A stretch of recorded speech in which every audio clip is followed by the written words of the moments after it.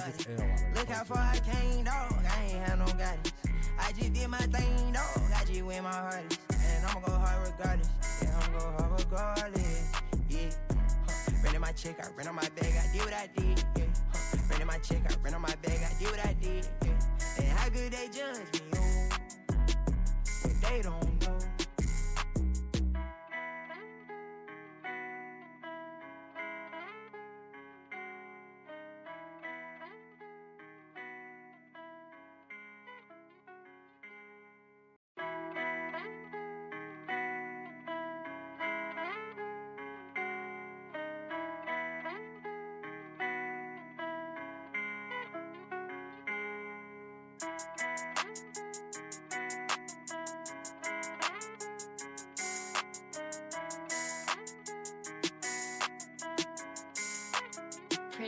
Look at what I did, look at what I started.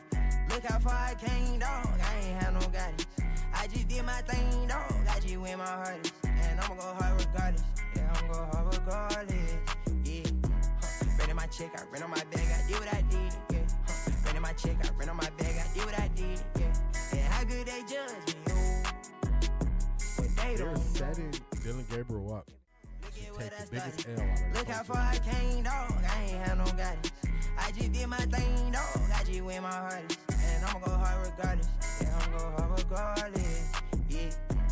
Renting my check, I rent on my bag, I did what I did. Yeah. Renting my check, I rent on my bag, I did what I did. Yeah. And how good they judge me, oh. But they don't know.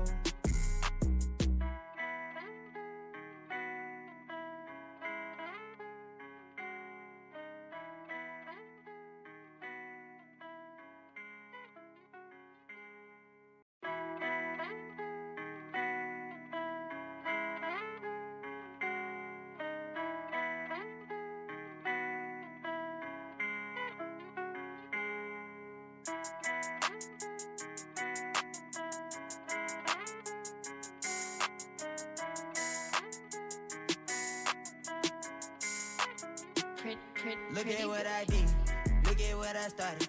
Look how far I came, dog. I ain't had no guidance. I just did my thing, dog. I just went my hardest. And I'ma go hard regardless. Yeah, I'ma go hard regardless. Yeah. Renting my check, I rent on my bag, I did what I did. Yeah. Renting my check, I rent on my bag, I did what I did. Yeah. And how good they judge me, oh. But they don't know. Setting Dylan Gabriel up. What I started. Look how far I came, dog. I ain't had no guidance. I just did my thing, dog. I just went my hardest. And I'ma go hard regardless. Yeah, I'ma go hard regardless. Yeah. Renting my check, I rent on my bag, I did what I did. Yeah. Renting my check, I rent on my bag, I did what I did. Yeah. And how good they judge me, oh. But they don't know.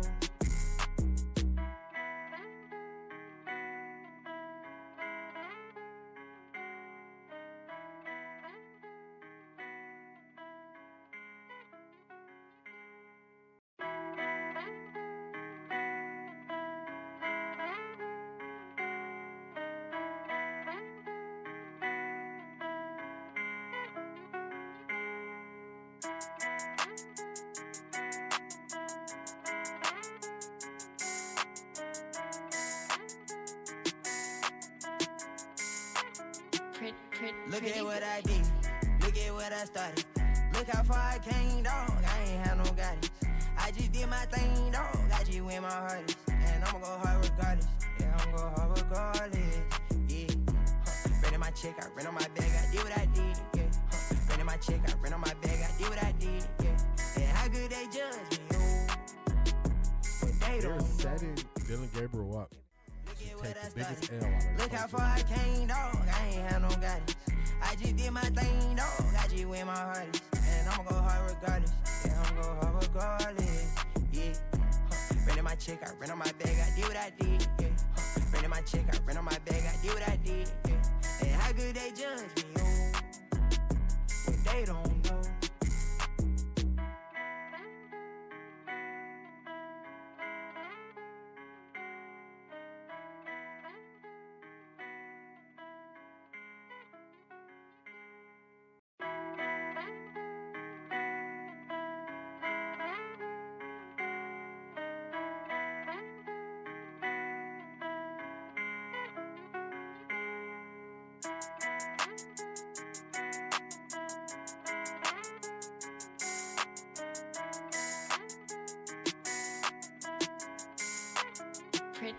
Look at what I did.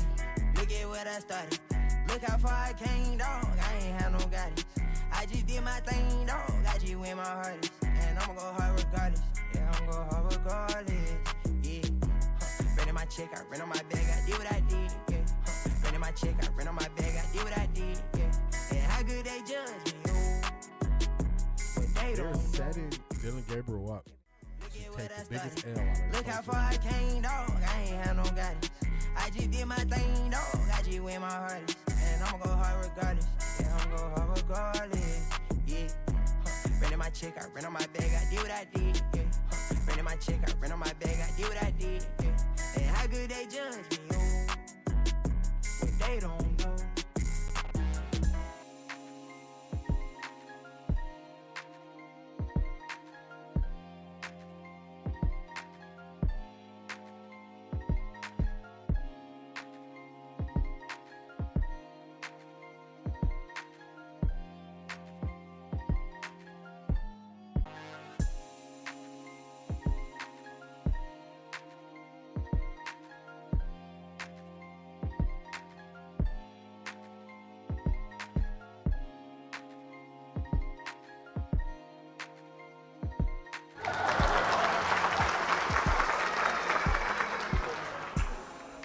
Good morning, everybody. Good morning. Good morning. Let me get this sound check out the way. Make sure it's right. Make sure it's right. Good morning. Good morning. Good morning. How y'all feeling today? How y'all feeling today? Let's get this sound check right. All right. Let's see. So far, it sounded good. Let's see. Let's see. Okay. All right. All right. We good. We good. Sound is a little bit low, so let me make sure I'm close enough to the microphone so y'all can hear it well. Let's get this in. Big stream today, y'all. Big stream today. The Cleveland Browns have traded their best player, Myles Garrett. We are going to break this thing down. We're going to go through how we all felt. We're going to go through the shock of it. We're going to go through the acceptance phase. And then we're going to try to get some understanding around this thing. That's what we're going to do. That's what we're going to do. So we're going to put this whole thing together just to make sure we handle this thing correctly. That's what we're going to do. That's what we're going to do. So hopefully by the end of this stream, you're feeling a lot better. This is not going to be clickbait. This is not going to be rage bait. This is going to be us looking at the pure timeline of what happened. Also, we're going to get to who really was the reason for Shedeur and Shilo's cars getting towed. We got answers, y'all.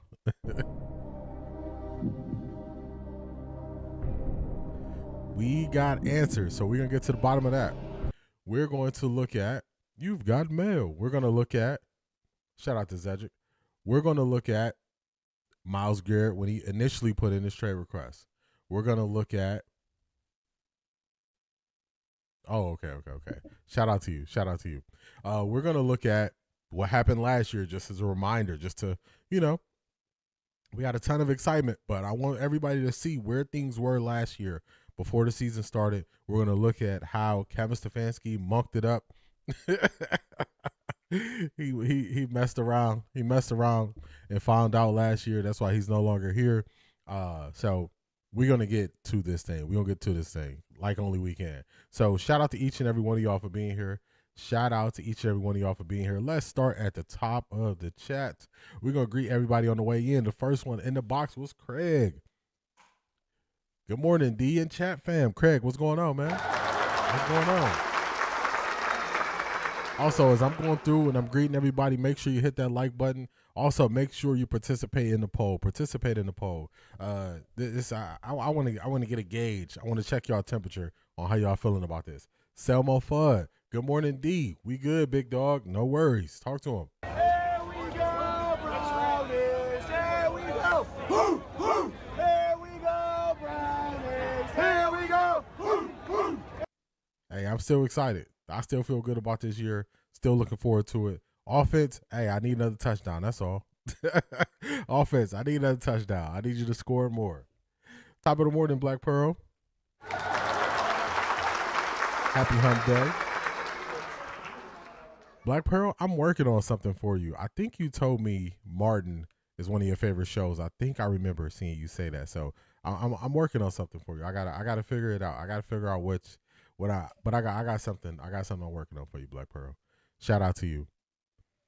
Prentice Premier, what's going on? Good morning, D. Blessings to you. Prentice Premier, what's going on? Shout out to you. Also, man, I see you, man. I see you doing big things over there. I like your OTA streams. I haven't been able to watch a large portion of them, but I see you moving. I see you getting them numbers up. So keep doing your thing, man. Keep doing your thing. Keep doing your thing. Hey, y'all. Happy Wednesday. What's going on, Tika? I don't think he went to school nowhere. If he went to school, he didn't learn nothing. He didn't learn nothing. Hello, D in chat. Happy hump day. What's going on, A.M. Williams? What's going on? We got Charmaine in the house, the hardest working woman in Ohio. Good morning, Charmaine.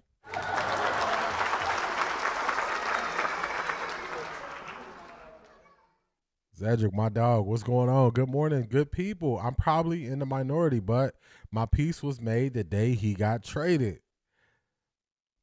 I'm right there with you, man.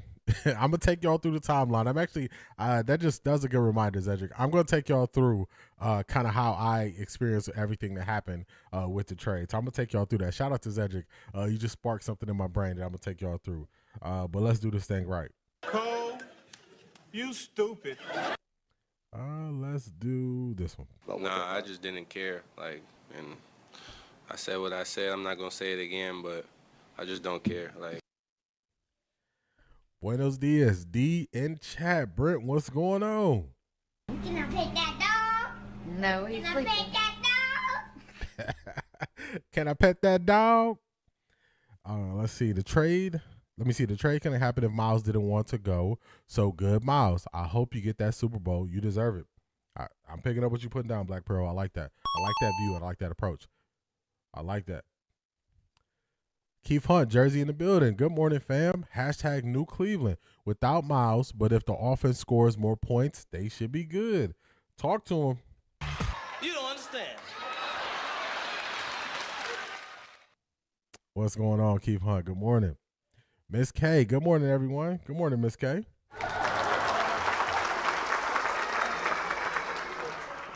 And Keith Hunt, it was fitting. It was fitting with your message. I think I got to run that back. Let's run that back because it's fitting with your message. You don't understand. Also, shout out to you because I went back and I watched that whole segment with Bernie Mac. It was hilarious. You don't understand. Hit it. He was cracking me up in there. Better to trade a year early than a year late. This is a business. Go Browns. Hey, talk to him, Brent. Talk to him. Talk to him. Tessa, what's going on? Well. What's going on, Tessa?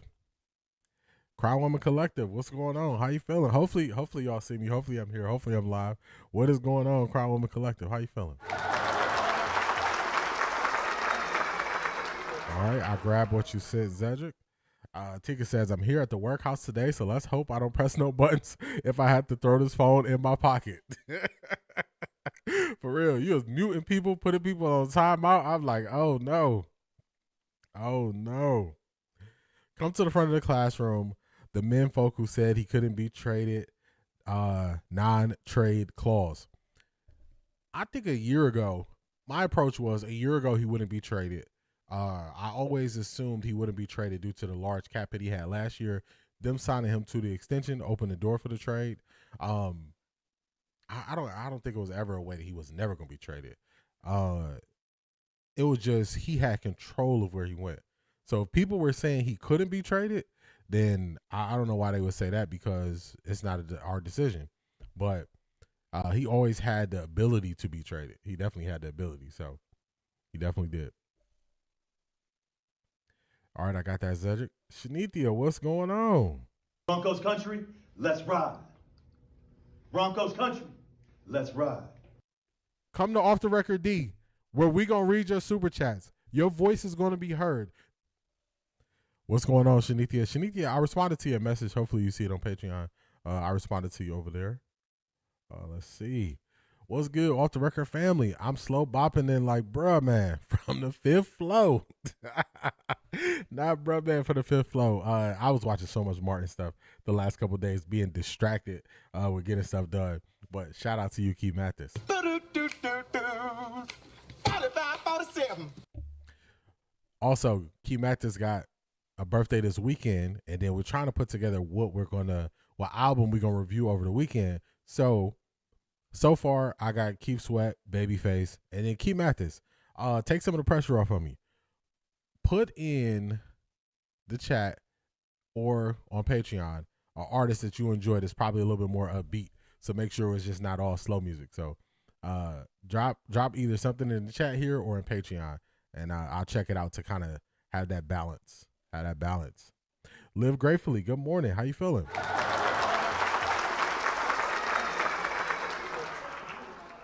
$13 profile. Let me slow down. 13 Pro Cow. Yo, fam, just getting here. D, how you be, man? I'm good. Hopefully you're doing good as well. Everybody to the front of the class. AB is the lion leader. Hey, I think AB did him a solid, but we're going to talk about it. JC Smith Music, good morning. Off the Record D in the chat. JC Smith Music, good morning. Good morning. Yes, D, Martin is my favorite. Okay, I was looking at some stuff and I was thinking about it, and I'm like, I'm pretty sure when I said I still had the DVDs, I think you said you had the DVDs too. So I'm working on something. And did y'all hear AB say it was the news being all loud about his contract that caused the Rams to come for Myles so hard? That yes. yes. They made it a story. The Rams kept calling. More turnovers should generate more opportunities to score. Jared seems hungry to take his opportunities to the house. Wouldn't be surprised if he scored 2 TDs this year. He scored some last year. Okay, Britt. Yeah, Britt, you like that? Can I pet that dog? No, he's Can I sleeping. pet that dog? Can I pet that dog? Marie, what is going on? Marie in the building early. Good morning, everyone. Happy Wednesday. What's going on, Marie? Everybody stay on that side when they switched up. You switched up, stay on that side, man. Man, we got to send that to Jim Schwartz later on in the stream. He out here talking. Good morning, D in the chat. Laurie, what's going on? The rent still due, but you're here. We appreciate you.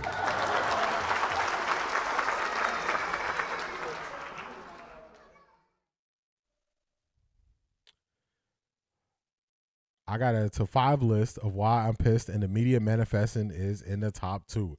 Yeah, they are highlighting it. Dr. Clyde Marshall. Morning, I am fine. The Rams defense defeated the Bears. The Seattle passing attack defeated the Rams. Cleveland versus Seattle. 2 passing QBs. Yeah, they going all for it. They're going all for it. 12 wins, D. I have not moved. Hey. That's why when you said that, I thought about our messages on X, and I said I just got to show people where I was at. I got to show you where I was at. This goes to show you anybody can be traded. Contract means nothing. I wouldn't say nothing. There's some parameters to it. I would say the first portion I 1000% agree with. Anybody can be traded as long as the team can receive that salary. But the sentiment of it, I agree. Haven't been a Browns fan in the past, but I think the trade is going to work out just fine. Jared Verse is a beast. Yeah, I think a mistake that some people are going to make is they are going to compare him to Myles Garrett, which I don't think that's fair. Him being a third-year player, him going into his third year, I don't think that's a fair comparison. Which I'm probably not going to do that much comparing. I'm not going to do that much comparing. I'm going to just view him for who he is and work past the comparison thing that a lot of people are doing. That's what I'm going to do. Exactly. Liability clauses included. Shout out to Keith Mathis for the 10 jewels. I appreciate you. Oh my God! Wow! Bernie had to get the crowd back under control. Yeah, they gotta calm down. They gotta calm down. Shout out to Key Mathis, sent another 10 jewels. I appreciate you.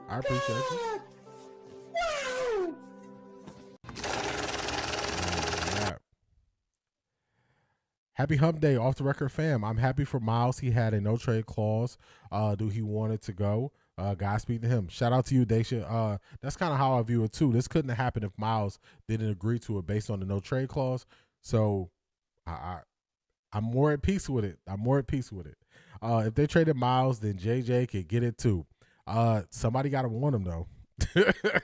A lot of teams wanted Myles. I don't think that many teams want JJ, unfortunately. AB did him a solid and got a money break. Myles' daddy from LA, girl from there, etc. The LA GM said AB said no even after restructuring. Good luck with his Super Bowl pursuit. We getting our first. I like it. Hey, if you just wait for stuff to come out and listen to it and listen to how it was broken down, then I feel even more calm with the situation. Miss K, my initial response was upset and why after seeing him smiling in pics. I let it go and felt happy for him. Too much talent not to have a chance at the Super Bowl. I agree with that. I'm glad Myles got the sack record with the dog pound. Yeah, in history. Name is written in history. So I learned yesterday they call Jared V8. That's a fire nickname. V8. I like that. Hey, Dylan. Dylan. Hey, I need you to come off that 8. I need you to come up off that 8. I need you to come up off of it. Come up off of it. RP people, Bryson. Man, oh man, RP. I'm going to retire Russ intro since he is going to be an analyst. Got you. If it's another one you want me to add there, let me know. If it's another one that you want me to add there, let me know. Shanithia. Happy Wednesday. Haiti on fire. We ready for Brazil. The Netherlands didn't stand a chance. Brazil is a different beast, but y'all showed up and showed out. Last night. Soccer fat. So do I. I believe AB did GA solid. I agree with that. Jagged Edge and Lloyd. All right. So there we go. I was thinking Jagged Edge, but that was my bias in there. So shout out to you, Key Mathis. We're going to do, later on in the stream, we're going to do a vote. We're going to do a poll. So it's going to be Keith Sweat. It's going to be J.E. and Lloyd. Key Mathis, is it 5-2 or she's fine too? Which one is it? I'm putting you on the spot. How did the song go? Tell me how the song go. Is it 5-2 or is it she fine too? Which one is it? I'm putting you on the spot. Can I pet that dog? Yeah, that is classic. I like that. Y'all should see how fast Myles ran over there to LA. For real. He said they put me in a black truck. I just took off. All Jim did in that interview was show me why he wasn't hired. I agree with you, Brennan. We gonna see it. CO7111. Good morning, all. Happy Wednesday. What is going on, CO7111? Man, Myles was probably in LA over the weekend. Hey, he got there quick. I was like, this is happening too fast. D,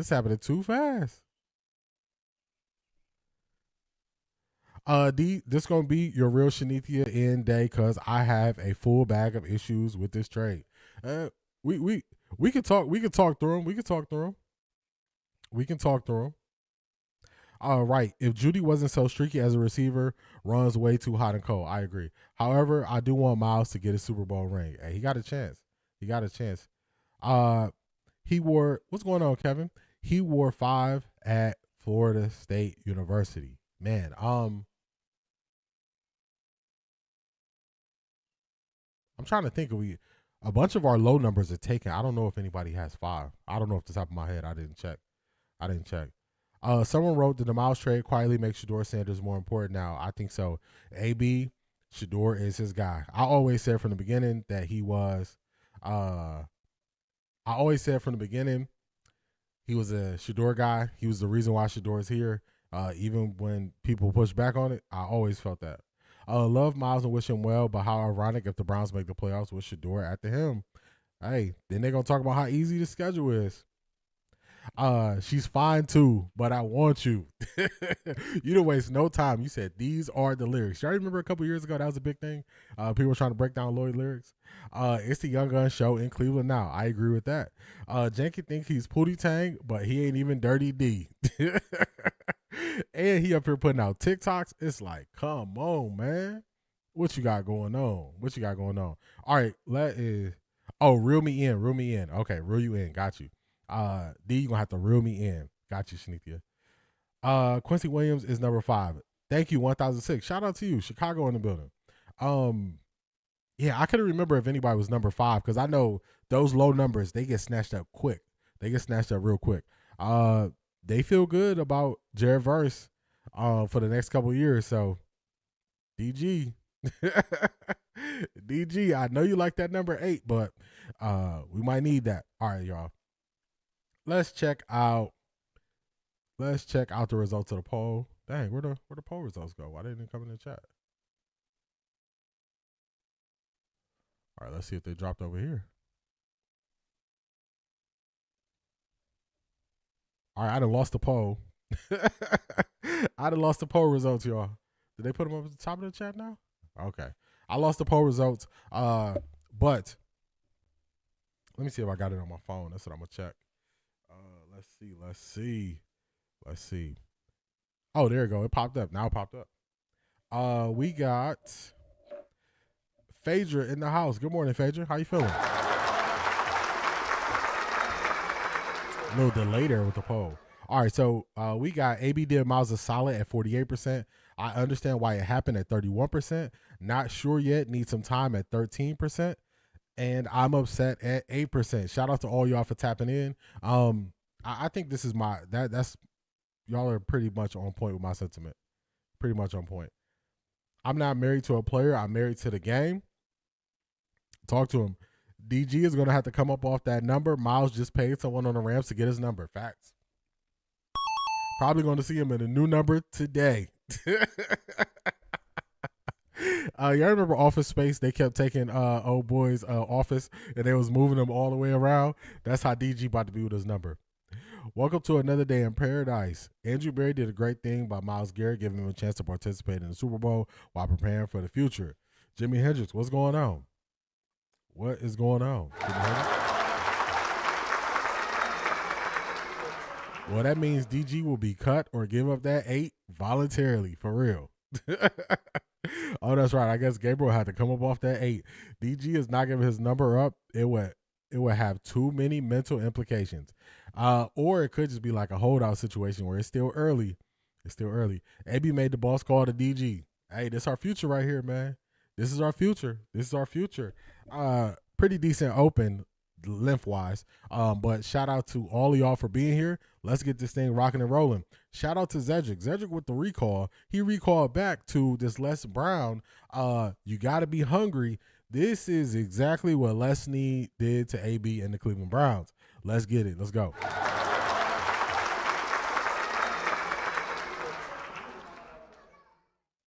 This is what he did, y'all. They've been calling about Myles Garrett for a long time. DG, new name, Dollar General. I like the respect they show Myles by letting him know what was going on. I agree. And the no trade clause thing didn't really come up. It didn't come into play because they worked out a deal with a team that they knew Myles wouldn't say no to.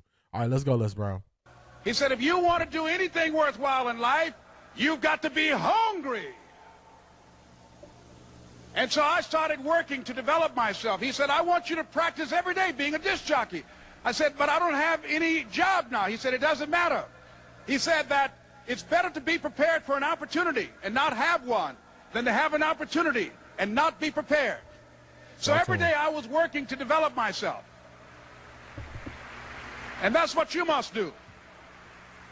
And as I was working to develop myself, I applied for a job as a disc jockey, WMB on Miami Beach. I went to a guy named Milton Butterball. I said, how you doing, Mr. Butterball? I'd like to get a job as a disc jockey. He looked at me, he said, do you have any broadcast background? I said, no, sir, I don't. Do you have any journalism background? I said, no, sir, I don't. He said, we don't have any jobs available. I said, yes, sir. I went back to Mr. Washington and I told him. He said, don't take it personally. He said, most people are so negative, they will have to say no 7 times before they say yes. He said, go back again. So I went back again. I said, how you doing, Mr. Butterball? My name is Les Brown. He said, I know what your name is. What do you want? I said, I'd like to know whether or not you have any jobs at disc jockey, sir. He said, didn't I just tell you yesterday we didn't have any jobs? I said, yes, sir, but I know whether or not somebody got laid off or somebody was fired, sir. He said, no one was laid off or fired. Now get on out of here. I came back the next day. Hello, Mr. Butterball, how are you? He said, fine, what do you want now? I said, I'd like to know whether or not you got any jobs, sir. Didn't I tell you the last 2 days we didn't have any jobs? I said, yes, sir, but I don't know whether or not somebody got sick or somebody died, sir. He said, no one got sick or died. Now don't come back here and throw me out again. I came back the next day like I was seeing him for the first time. I said, hello, Mr. Butterball, how are you? He looked at me with rage. He said, go get me some coffee. I said, yes, sir. Hopefully y'all are putting it together. That is what Les Snead did to Andrew Berry. They've been calling since 2022 about Myles Garrett. It always was a no. They've been calling before the draft about Myles Garrett. It always been no. When they adjusted Myles' contract, he really started to call every single day.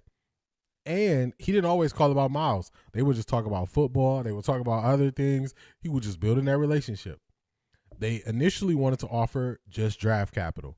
AB was like, nah, we need Jared Verse and draft capital if we're going to make this deal happen. They gave in. They said, you know what? We want Myles that much. We'll throw in Jared Verse, even though we don't want to. AB said, you know what? We got to see. We're going to talk to Myles. They gave Myles, hey, look, this is what it is. Do you want to stay or do you want to go? Myles said he slept on it and he couldn't pass up the opportunity.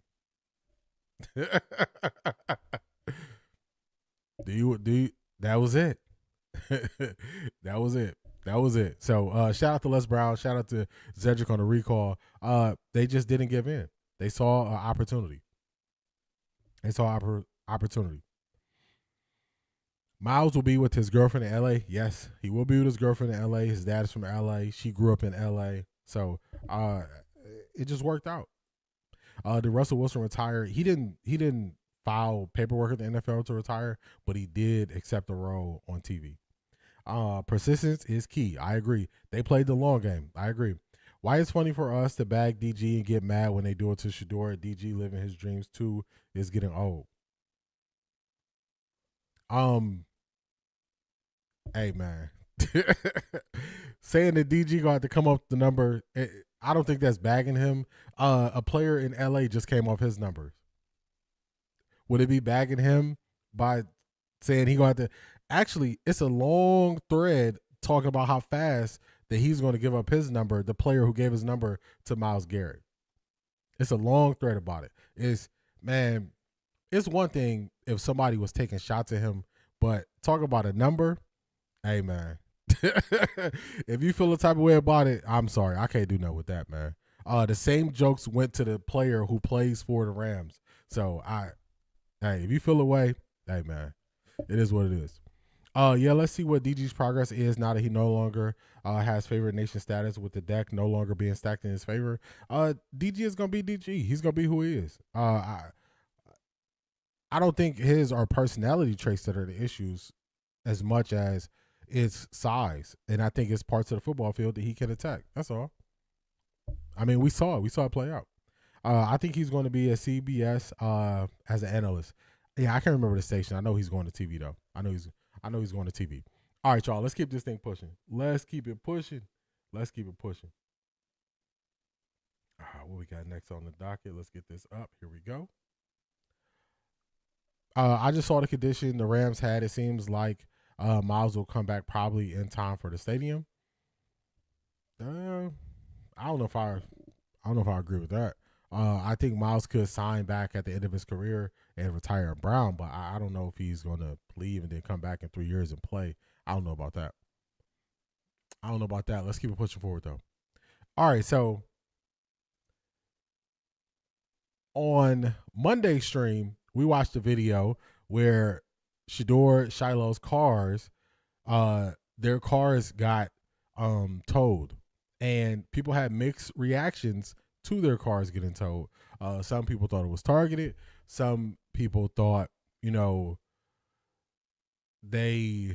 I guess that would fall in the same category as Target. But some people thought they were Target. And I was saying, hey, I lived in South Florida. They're just very strict when it comes to parking. Well, to steal this from Tessa, we now know what happened. Well.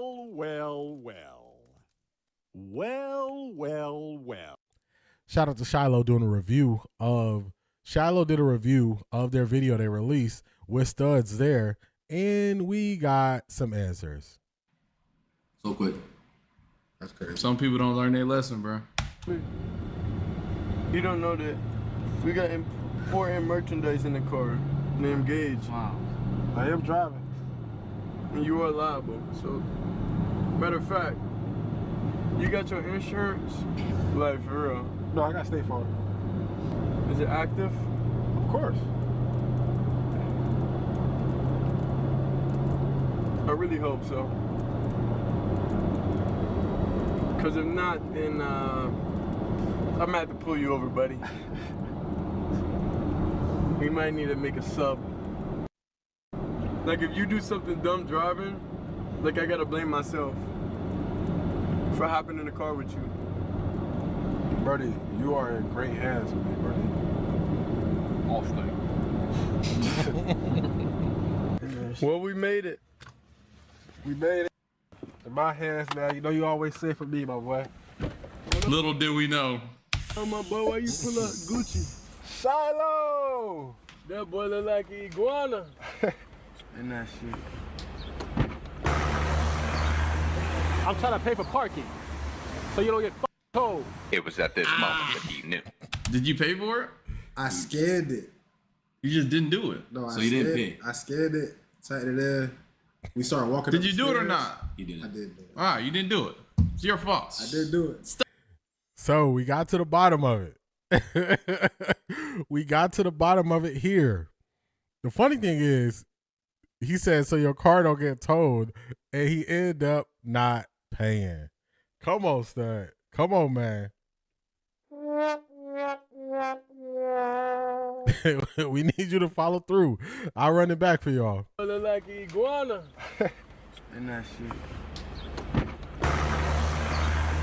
I'm trying to pay for parking, so you don't get told. It was at this moment that he knew. Did you pay for it? I scared it. You just didn't do it. No, so you didn't pay. I scared it. Tightened it in. We started walking. Did you do it or not? You didn't. I did do it. All right, you didn't do it. It's your fault. I did do it. Stud's fault, everyone. It's on me. Crazy. He fucked up.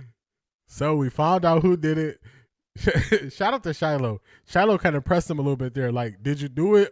Did you do it or not? Did you do it or not? Nah, I didn't do it. So we got our answer. It wasn't targeted. It wasn't any of those things. It actually was more egregious because they never paid at all. So my assumption was they probably didn't get enough time.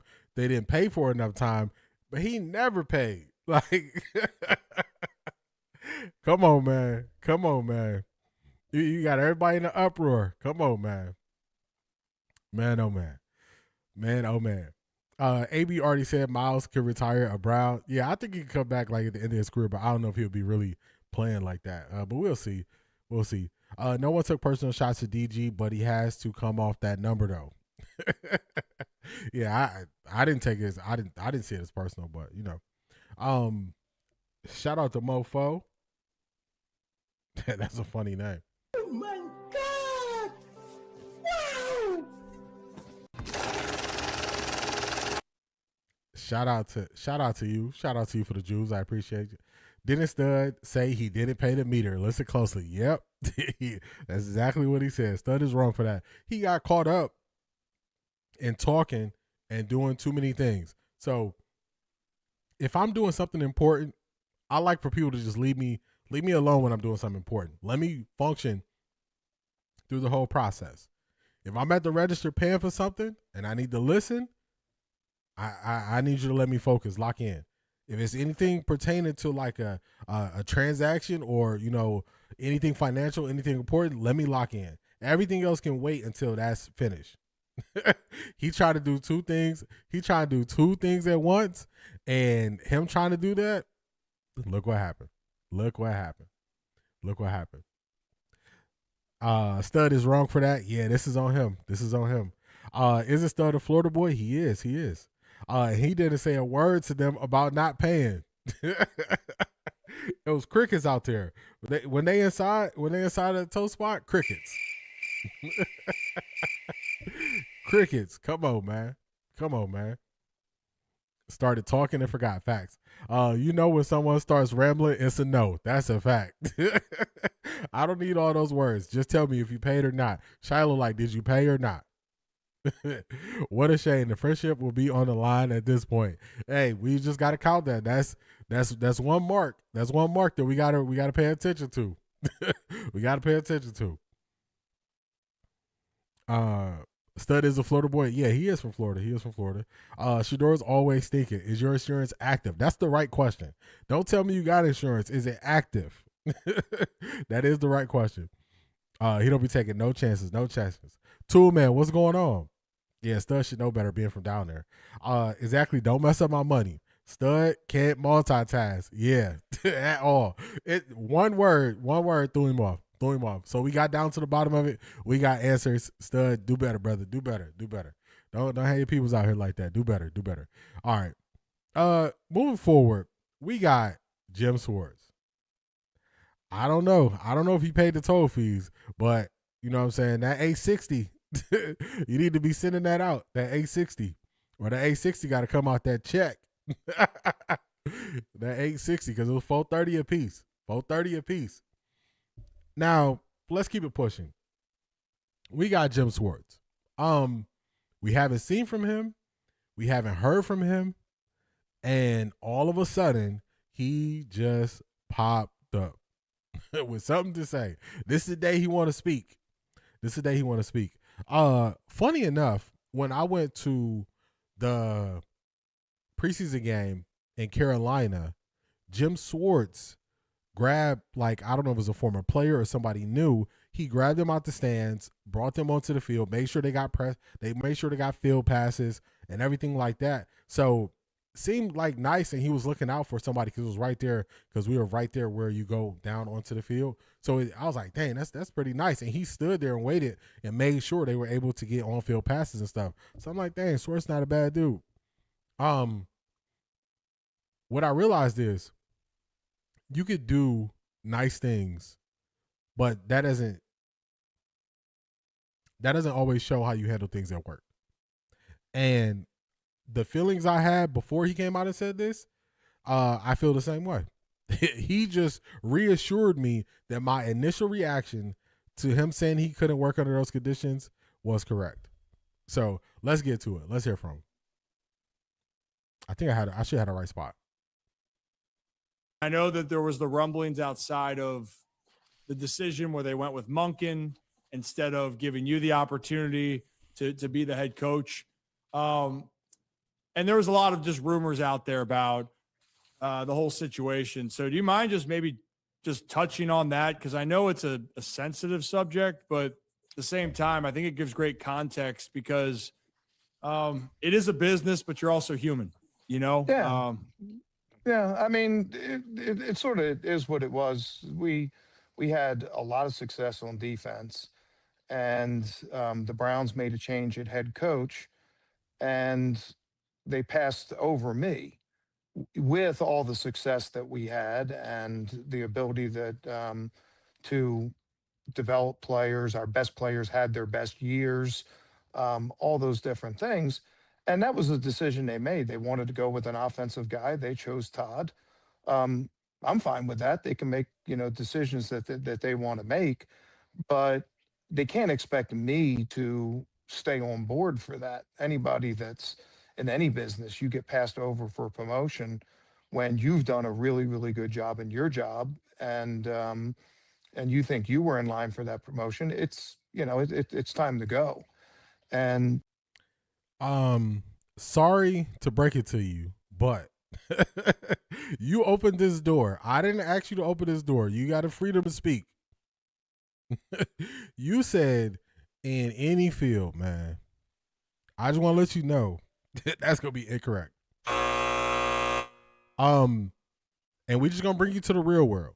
We're gonna bring you to the real world because sometimes you spend so much time in the NFL that you think everything runs like the NFL, which everything does not run like the NFL. The NFL has bylaws in place that protect them where they're able to operate differently than most businesses. But you open this door, so you're just going to give us some time to talk about it. In a lot of industries, the first time you apply for a job, which will be a promotion, they turn you down. I have heard this in a lot of different industries. I've heard this in retail management. I've heard this in manufacturing. I've seen this at play in human resources and recruiting, where the first time you apply for a position to move up, they turn you down. And part of the reason why they turn you down, we want to see how you handle rejection. We want to see how you handle rejection. Now, in the chat, every time you apply for a promotion that you didn't get, did you just quit the job? Is that how y'all function? Am I in the minority here where I'm not the person who quit because I didn't get the job?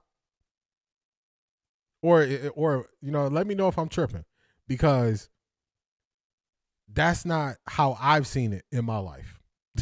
And I'm willing to be wrong on this. Maybe every person that ever got passed up on a job, they just immediately quit. Maybe that's what they did. But I have not seen it that way. I think this shows more of who you are in the building and who you would have been moving forward. And you're even going to agree with me by you acknowledging it later on, because we just going to let you talk. We're going to let you talk. Would have sabotaged Monken? He even goes on to say that.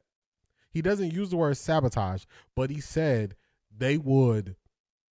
He said it would create a wedge, and some players would believe in him, some players would believe in Monken, and it would cause issues. So he didn't use the sabotage word, but he identified where the issues would start to arise. He identified it. You don't promote me, I'm taking my toys and going home. Facts. He would have been toxic. Bye, Jim. If y'all remember, as soon as it was something he did, and I said, if this is true, he got to go. I said, when he got turned down for the job, if he went and told them, I'll never work for y'all again, I said he got to go, because at that point he quit. I was very clear when I said, if that's what he did and he quit, he got to go. You can't bring him back. You cannot do it. He just acknowledged that. Jim Schwartz trying to get his next job for next year. We do not care. Yeah. Hey, I don't know if this is not helping you, buddy. We do not care. This ain't helping you. They're gonna hire you again as a coordinator. Sorry to let you know. Passed over me. Sure, Jim.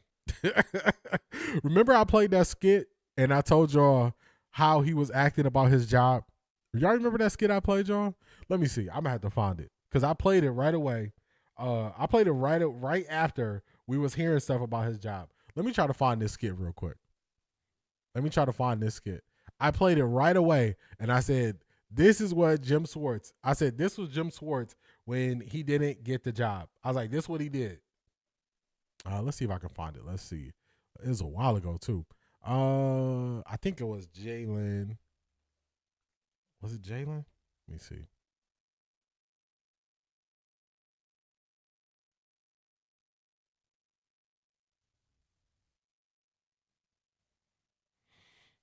I gotta find this for y'all, because this is exactly what he did. Let's see. Where is it at? I don't see nobody. Normally his dog be outside, don't it? Jalen Hinton, that's his name. Okay.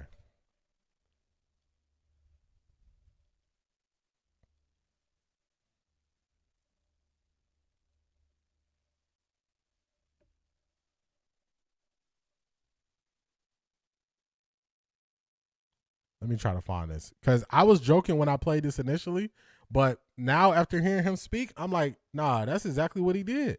That's exactly what he did. Hopefully, I might have to go to IG to find it, but I remember I played this. Let's see. Where is it at?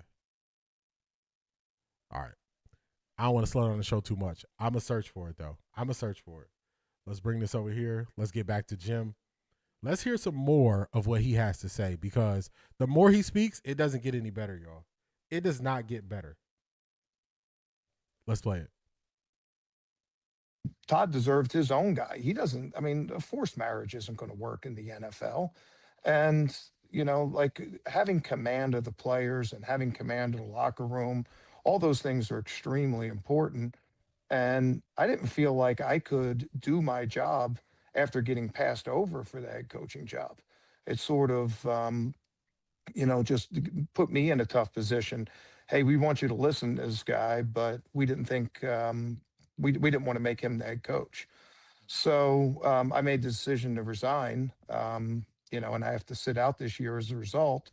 But, you know, I think anybody that's been in any business, when, you know, you've done a good job, when you mentioned those numbers, we weren't one of the best defenses in 3 years. We were the best defense in 3 years.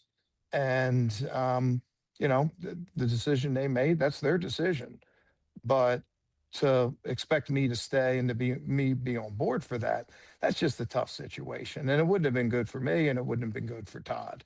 So it was best for him to get his own guy in there and to move forward with him as opposed to just having an arranged marriage and having me there and maybe having some players more loyal to me than him. It can just be a bad situation. 33 years in the NFL. I'd never been around that before. So, you know, that all went into decision. I wasn't upset about it. I was disappointed about it. I wasn't upset about it. I wasn't mad about it, but it's just, you know, my experience told me that wasn't going to be a situation that was going to work. And that's the business side. So that's him from his, he knew he was going to be a problem. He knew he was going to be a problem. He didn't say, hey, it's going to be this, it's going to be that. No, he knew he was going to be a problem. He knew he wasn't going to be able to handle if he didn't get the job. That's a him. That's a Jim Schwartz problem. That's not an everybody problem. That is on Jim Schwartz. Let's see. That's 27. I don't think it was 27 weeks ago. Let me see. Or tomorrow. No, that's not it. I'm going to find it, though. I'm going to find it. Entitlement will sabotage you all the time. Schwartz should take note. Jim sounds like the Browns owed him the job because he did good on defense. I agree. Subliminal. Hi, Shedeur. I removed Kenny Pickett, Joe Flacco, replaced Dylan Gabriel. The previous offensive line and now Myles Garrett. Myles would have dominated Todd, your GM. Let's see.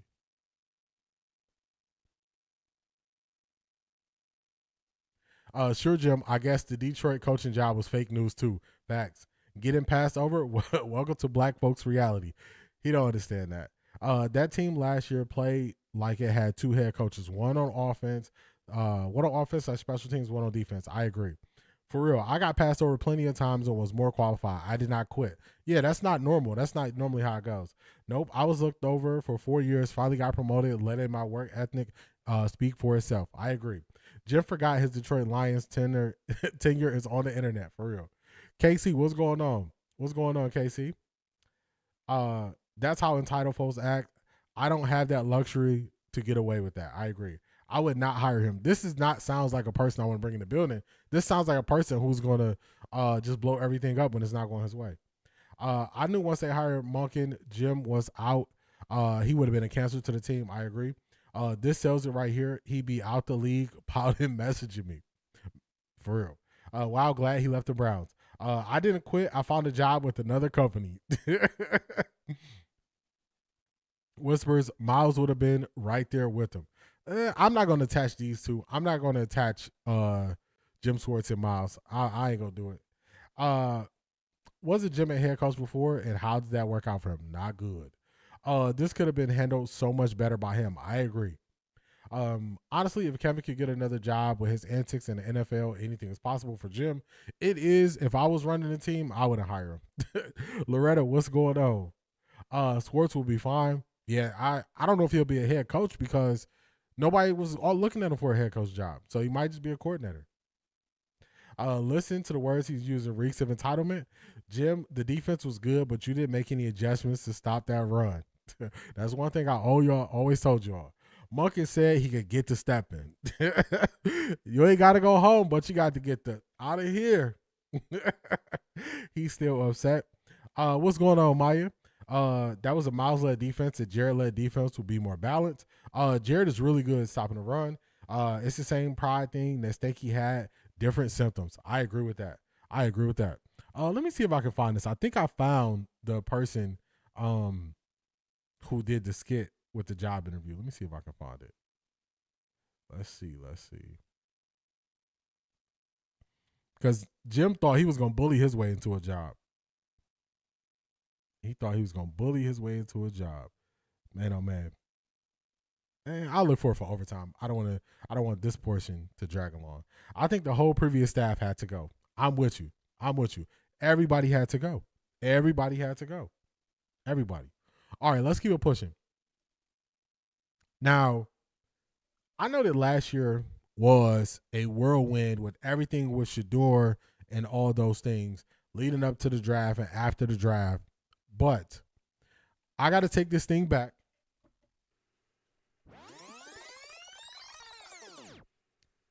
I'm just going to lay the groundwork for why I got to this point that I am today with how I view the trade. I'm just going to lay the groundwork. I'm not trying to convince you.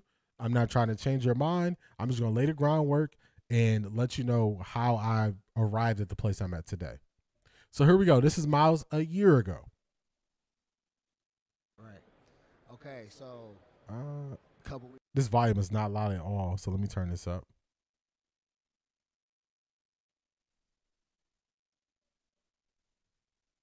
Ago, the GM said he wasn't gonna let you go, and then you came out a couple days ago and said, "I'm ready to go because you want to win Super Bowls." Yes, sir.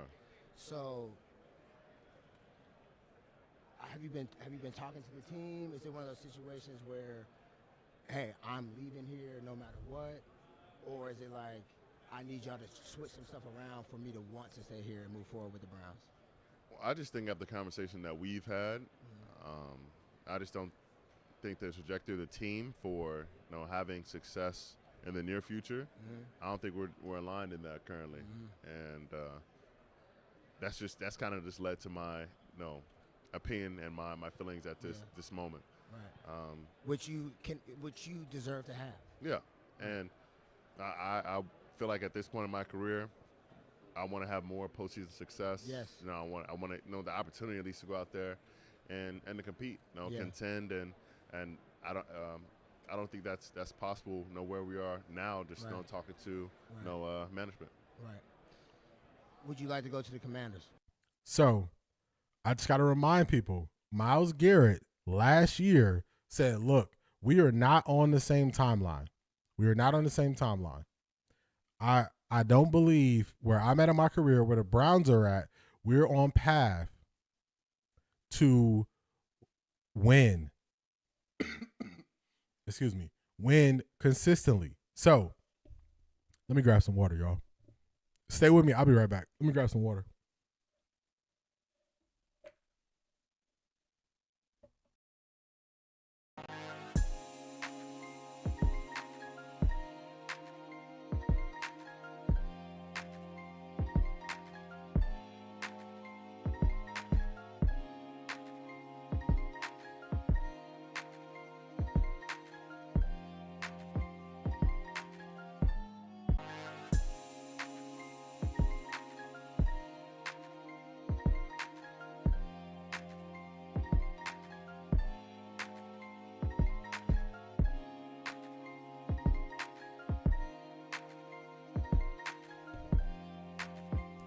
All right, appreciate y'all for sticking around. He was explaining that the Browns were not on the same timeline as he was. This happened last year. He said this publicly. He said he didn't want to play for the Browns anymore. He put all of this out there. Due to the initial cap hit, I didn't see Myles Garrett being traded last year. The earliest I thought he could be traded would be this year. I didn't want to believe he was going to be traded. So a player who came out and said this on multiple places, he said this in multiple places. This was one of the biggest stories last year. Myles Garrett does not want to play for the Browns anymore. He said this everywhere. This was before the Shedeur stuff happened. This was before Shedeur was on the Browns. This was Radio Row for the Super Bowl. Radio Row for the Super Bowl. Anybody that listened, Myles was saying, I don't want to go back to Cleveland. We're not on the same page. His cap number was too crazy. I think it was an $80 million. It was something crazy. Don't quote me. It was a crazy dead money cap hit if the Browns would have traded him last year. So they reworked the deal. He came back. He played, even though he wanted out. Not like Jim Schwartz. Jim Schwartz thought he should have got the job. Since he didn't get the job, he stormed out, I'm quitting. I remember somebody asked me, how is that different than Myles? Well, Myles just broke the single season sack record after he asked for a trade. That's the difference. One ran out and said, I'm gone. The other one produced at one of the highest levels that he's produced at since he's been in the league. This is afterwards. We're not going to trade you. We knew it wasn't going to work. We knew the trade wasn't going to happen. What happens? Myles shows up. He has this initial press conference. They ask him questions. Oh, did they say things to you that make you, believe that things are going to change? Things are going to turn around. Things are going to be better. He said, yeah, they told me a plan. I have an idea of the plan. Okay. What happened? It's so funny. It's so funny because we forget things so fast. Let's just take a trip down memory lane, everybody. Myles wants to be traded. Dead cap money is too much. The Browns extend his contract and make it so that he's easier to trade. They also give him a no trade clause when they had all the leverage. They took all the leverage that they had. The Browns had all the leverage. The Browns never franchise tagged Myles. The Browns had Myles Garrett for 4 more years where he couldn't leave. They said, believe in what we're building.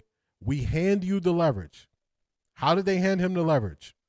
They handed him the leverage by giving him a no trade clause. What did that no trade clause do? That meant he could deny a trade if he didn't want to go to that team.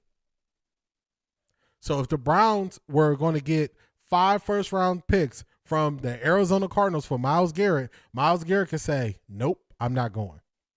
So they handed him the leverage when they had all the leverage. He produced. He performed. Let's look at what happened last year. Let's go. Sometimes we forget. Sometimes this is too small. Sometimes we forget. So let's go through it. I know that the season seems like it was a long time ago. Man, the season was a long time ago, y'all. Let's do this. Let me slightly. No, y'all can see it. Let's go through last season. And let's see if after Myles Garrett said he was not on the same timeline as the Cleveland Browns, if the Cleveland Browns did anything that should make him want to stay. Let's go. What do we do week 1? We lose. Unfortunately, our kicker missed the kick at the end of the game, but our offense did not look good. We get spanked by Baltimore. Joe Flacco threw some interceptions. We win a miracle game, mainly led by our defense and a late drive. Detroit, Joe Flacco throws the worst interception I personally saw last year from a Cleveland Browns player when he just lollipopped the ball up in the air. Minnesota, the defense gives up a late drive. They give up that late drive down the field where Minnesota scores. Dylan Gabriel can't lead them on a game-winning drive. Pittsburgh, Dylan Gabriel got sacks. I got sacked 7 or 8 times in this game. It's between 6 and 8. Don't quote me on the number. Somewhere in there, he got sacked a lot. He threw 50-plus times. Poor game plan. Miami. What happened in Miami?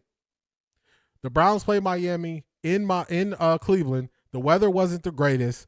This is when they introduced the Wildcat. Took the ball out of Dylan Gabriel's hands.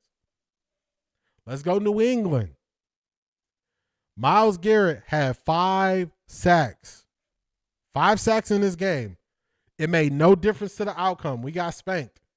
It wasn't close. Are y'all seeing this? The Jets. The Browns lose because we can't do that much on offense and because our special teams gave up a kick return and a punt return. This is the season that he's going through after he said, I want out. We go to Baltimore. Dylan Gabriel's playing the first half. Shedeur plays in the second half. Shedeur drives him upfield at the end of the game. He takes a shot. He throws it to Gage Larvadain to win the game. Gage has the ball. He gets it dislodged by the cornerback. That's another loss. We get excitement. Shedeur starts. We beat the Raiders. That's good. We lose. San Francisco 49ers. Let's keep going. This is the year. This is after he said he won out. This is what he's dealing with. This is what he's dealing with, y'all. Just gotta remind you what he went through. After San Francisco, what happened here? Kevin Stefanski, 2-point conversion. Let's take the ball out of Shedeur's hands.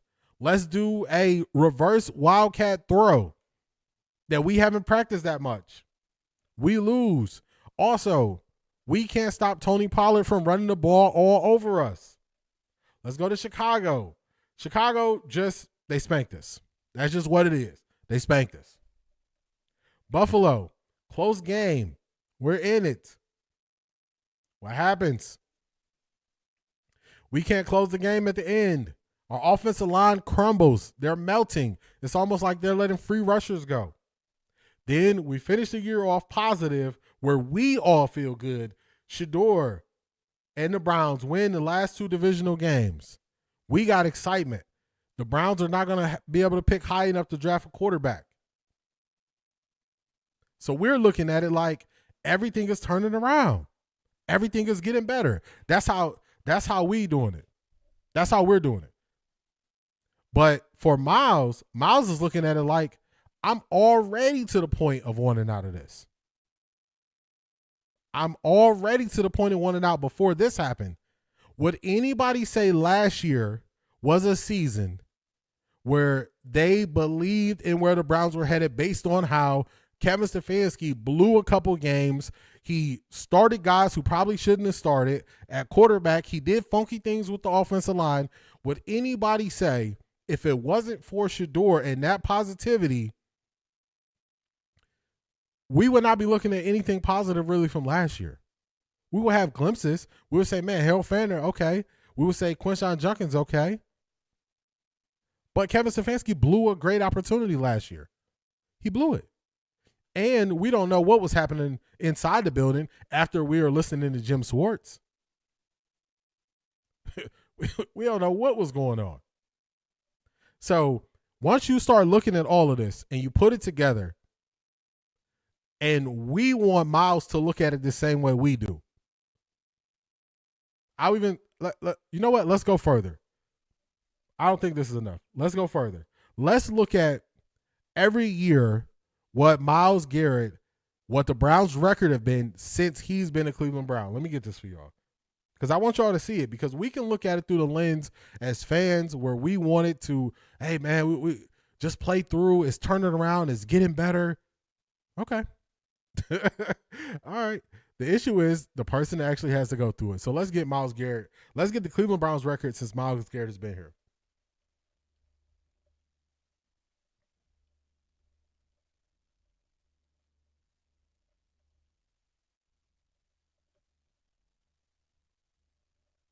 Let's pull it up. I think this is what gets lost. So this is crazy to even see. Myles Garrett, 134 games he suited up for. The Browns are 54, 79-1. That's a lot of losing. The overall record since he's been here, 58, 90-1. So I know it's easy. Let's go year by year. Let me find a year by year breakdown. I just want to show y'all what he went through.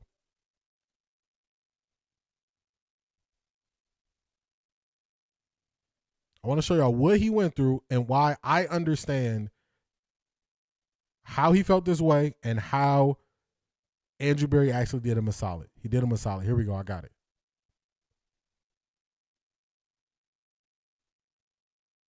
All right, let's get it up for y'all. All right, let's check it out. Let's check it out, y'all. Let's look at it. It's hard to be excited when this is what you've been going through. Okay. 0-16. Well, that's not a lot of losing, right? Okay. 7-8. Now we got a little glimmer of hope. We got Baker. 6-10. Freddie Kitchens, get out of here. This was our only real opportunity, y'all. 2020, we beat the Pittsburgh Steelers. We're up against the Kansas City Chiefs. Versus the Kansas City Chiefs, we had an opportunity to win the game. Baker Mayfield could lead us on a game-winning drive. He wasn't able to. Our defense had to get another stop. Andy Reid goes for it on fourth. I think it was like 4th and 2 or something like that. We get put out. 8-9. More losing. Let's just put a big X through both of these years. More losing. 2023. Make the playoffs. We get spanked by the Texans. They basically know what plays they're going to run. 3-13. 3-13, y'all. Then 5-12.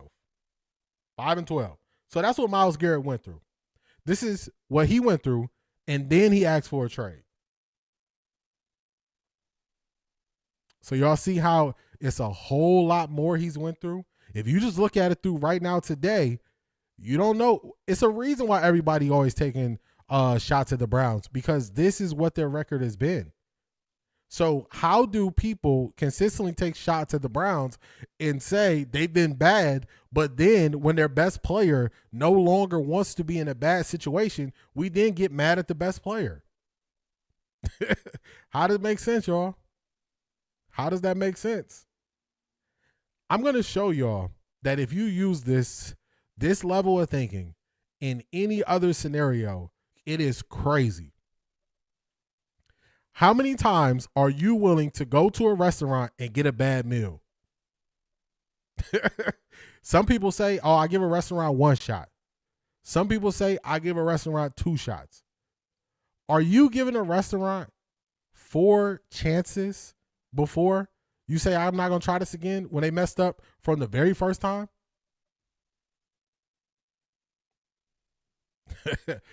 These are just questions, y'all. I'm just going to ask the questions. Questions. Are you going to watch the company you work for give 4 rounds of layoffs and you see the walls crumbling in before you start looking for another job?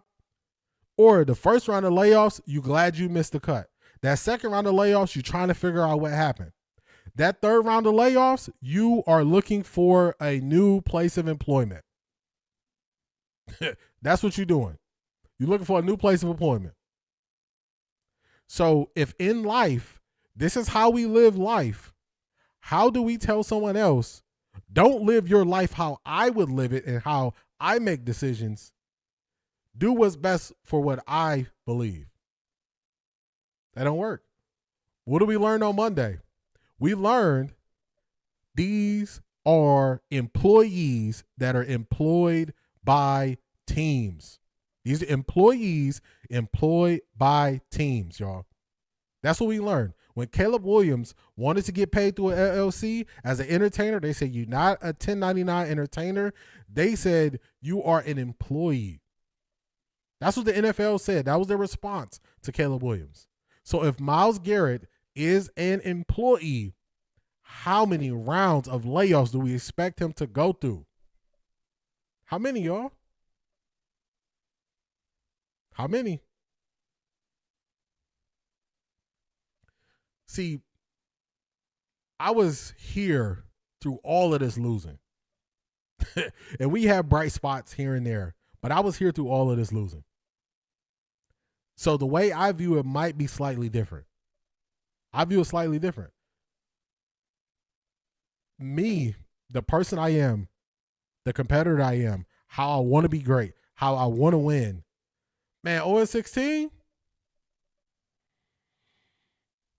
I don't know, coach. I don't know, coach. Also, let me say this, and then I'll get to that second point I was just thinking. 7-8-1, 6-10. Man, coach, hey, I respect what y'all doing over here. I know y'all trying to figure out. I got to get out of here. I got to get out of here. That's what I'm doing if I'm Myles. I got to get out of here. Also, let me tell y'all something else. How many coaches did Myles Garrett go through? How many times has Myles been sold the dream that everything is going to get better? He got sold the dream by Hugh Jackson. He got sold the dream by Freddie Kitchens. He got sold the dream by Kevin Stefanski. Now we selling him the dream again by Todd Monken. Even if Todd Monken is going to be the greatest coach in the history of the Browns, you have to understand how you can say, get me out of here. Get me out of here. It's the same old, same old. The way we live our life as adults and humans, and the way we get better is we look at our experience in life to understand how we make our next move.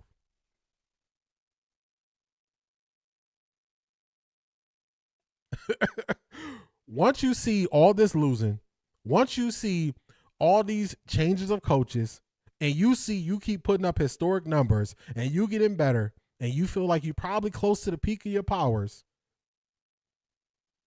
you say, I got to get out of here. I know everybody's not going to view it this way, but I totally understand because I live life this way. I don't give people 7 opportunities to do me wrong. I don't give restaurants 7 opportunities to be bad. I don't give jobs 7 rounds of layoffs and just hope I'm not the next one. I don't live my life that way. The older I get, the less patience I have. Hey, you got to show up the first time. If you don't show up on the first time, why am I going to assume it's going to get better? So I just want to bring this to y'all, show y'all what could Myles be thinking? What could he be thinking and why could he be thinking this? I'm going to catch up on the chat and then we're going to keep this thing pushing forward. I got more. This ain't it. I'm way behind in the chat too. Way behind. Some missed the Myles fiasco last year. This doesn't seem as bad as some tried to make it. That was only one interview, but he went everywhere, which Myles didn't really do interviews. He went everywhere and said it. He went everywhere. I just picked one interview. Who does he think he is? Buddy Ryan, 85 Bears, defensive coordinator, coach. I think you're talking about Jim Schwartz. What's going on, Akeem? When they said hashtag New Cleveland, that meant things was going to get uncomfortable. It is uncomfortable enough yet for the old Cleveland. Wait till you find out Jared Verse ain't that big a drop-off for Myles. I'm not going to compare him to Myles because I don't think that's fair, but I know that in the run game, he is really solid. That's where we've had some issues. I'm just going to let him be him. I'm a get away from comparing the two. Only because I just don't think that's fair. In no industry will we normally we would normally compare a guy going into his 3rd year to the best person. That's not normal. So I'm gonna kind of lean away from that. D, help me please. Help me please. I'm not too familiar with the past Myles saga, but I thought he had the opportunity to sign with the Contender not too long ago. Why didn't he do it then? Because he didn't have the opportunity. He didn't have the opportunity to sign with a Contender. Myles Garrett was under contract for 2 more seasons, and Myles Garrett also could be franchise tagged for 2 years. So the Browns had 4 years of Myles Garrett control. He did not have an opportunity to leave. So if anybody is saying he could have left and went somewhere else, that's just factually incorrect. That is not true. Myles Garrett was not a free agent and re-signed with the Cleveland Browns. That is not what happened. That is just factually incorrect if people are saying that. That's just factually incorrect. I can respect the Myles part because he balled out. Facts. Yeah, it wasn't money. It wasn't money. It wasn't money. They had his control for 4 more years. They had his control for 4 more years. That's why he didn't have the leverage. They gave him the leverage with the no trade clause. Going back into last year, they had his control for 4 more years. Myles Garrett couldn't leave if he wanted to. He would have had to retire. Some content creators even went so far as say Myles will retire instead of playing for the Cleveland Browns last season because they had his control for 4 more years. 4 more years. Because they never franchise tagged him before. So that he was not free to go. When everybody played that money game and said, oh, he took the money, he don't get a chance to complain, I was like, how could all of y'all be getting this wrong? That's not how it works. That's not how it works. That's not how his situation was. He was not, people portray it like he was a free agent. He was not a free agent. He was not. He wasn't even a restricted free agent. He was under contract. So that's not how, that's not the same. Same reason why Deshaun is still here, dead cap. That's it. AB wanted a young, great player in return. Very few could offer what Myles and the Browns wanted. I agree. Myles didn't want anyone to say he tanked. He definitely earned his money. I agree. The Bears and the weather spanked him. Yeah, that combination. Your explanation says AB did him a solid. I think because Myles didn't act like an entitled donkey hoe, he endorsed AB's QB. Yeah, he handled it a lot better this year. The first 2 drives in the Bears game was rough. Wristband gate. And we started at like the 1 yard line. We got false start, wrong wristband. Like it was way too much. Way too much. I started watching the Browns last year and I'm sick of losing. Can't imagine how that is. He went through a lot of losing. Verse is happy to be home and he will perform at the highest level because of it. Verse is pumped to be here. However, if they move, they can drop that name and kick rocks barefoot. I missed that part. Got Myles Garrett a good situation on a promising team. Good for him. I agree. Browns' record would have been worse without Myles. I agree. I think I grabbed this one. Okay, I did grab that one. What Barry did was, as in Madden trade a 99 stat monster for a 99 stat guy who was still on the rise, got some draft picks. It's not a bad move considering he wasn't happy here. That's it. That's it. He was not happy. So y'all like the restaurant analogy, the work analogy. So it just brings it to real life. Yeah, Myles has a real chance to make the playoffs in the Super Bowl, judging by last year. Same reason Deion left ATL. Once you really break it down, like how we going to let them keep going through all this losing and then just hope they're okay with it? You're not getting a 99 stat guy. They don't happen, but you got some room to improve the team as a whole and be patient. I agree. I give a restaurant 1 shot only. Ain't no reroll. Talk to him, Jimi Hendrix. He and Njoku in LA together now. Yes, they are. Asante, what's going on? How you feeling, man? How you feeling? Hi, Myles Garrett. I was traded too. I now play for the Lakers. I was the it for the Dallas Mavericks, Luka Doncic. Talk to him.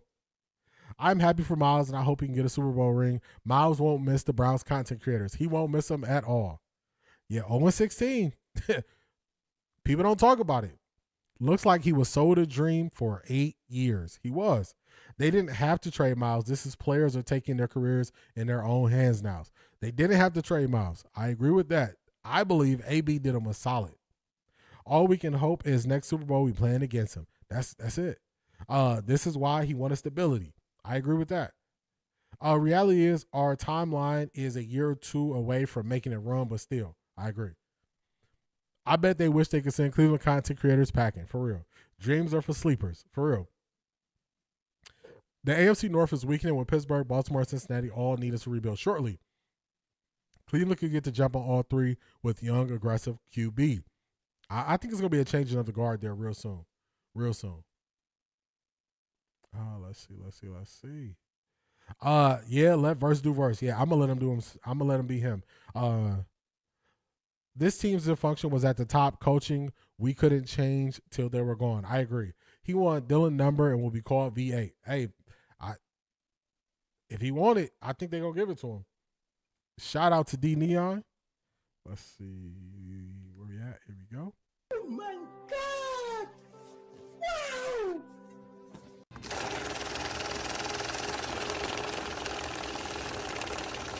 I got money. All right, let's go here.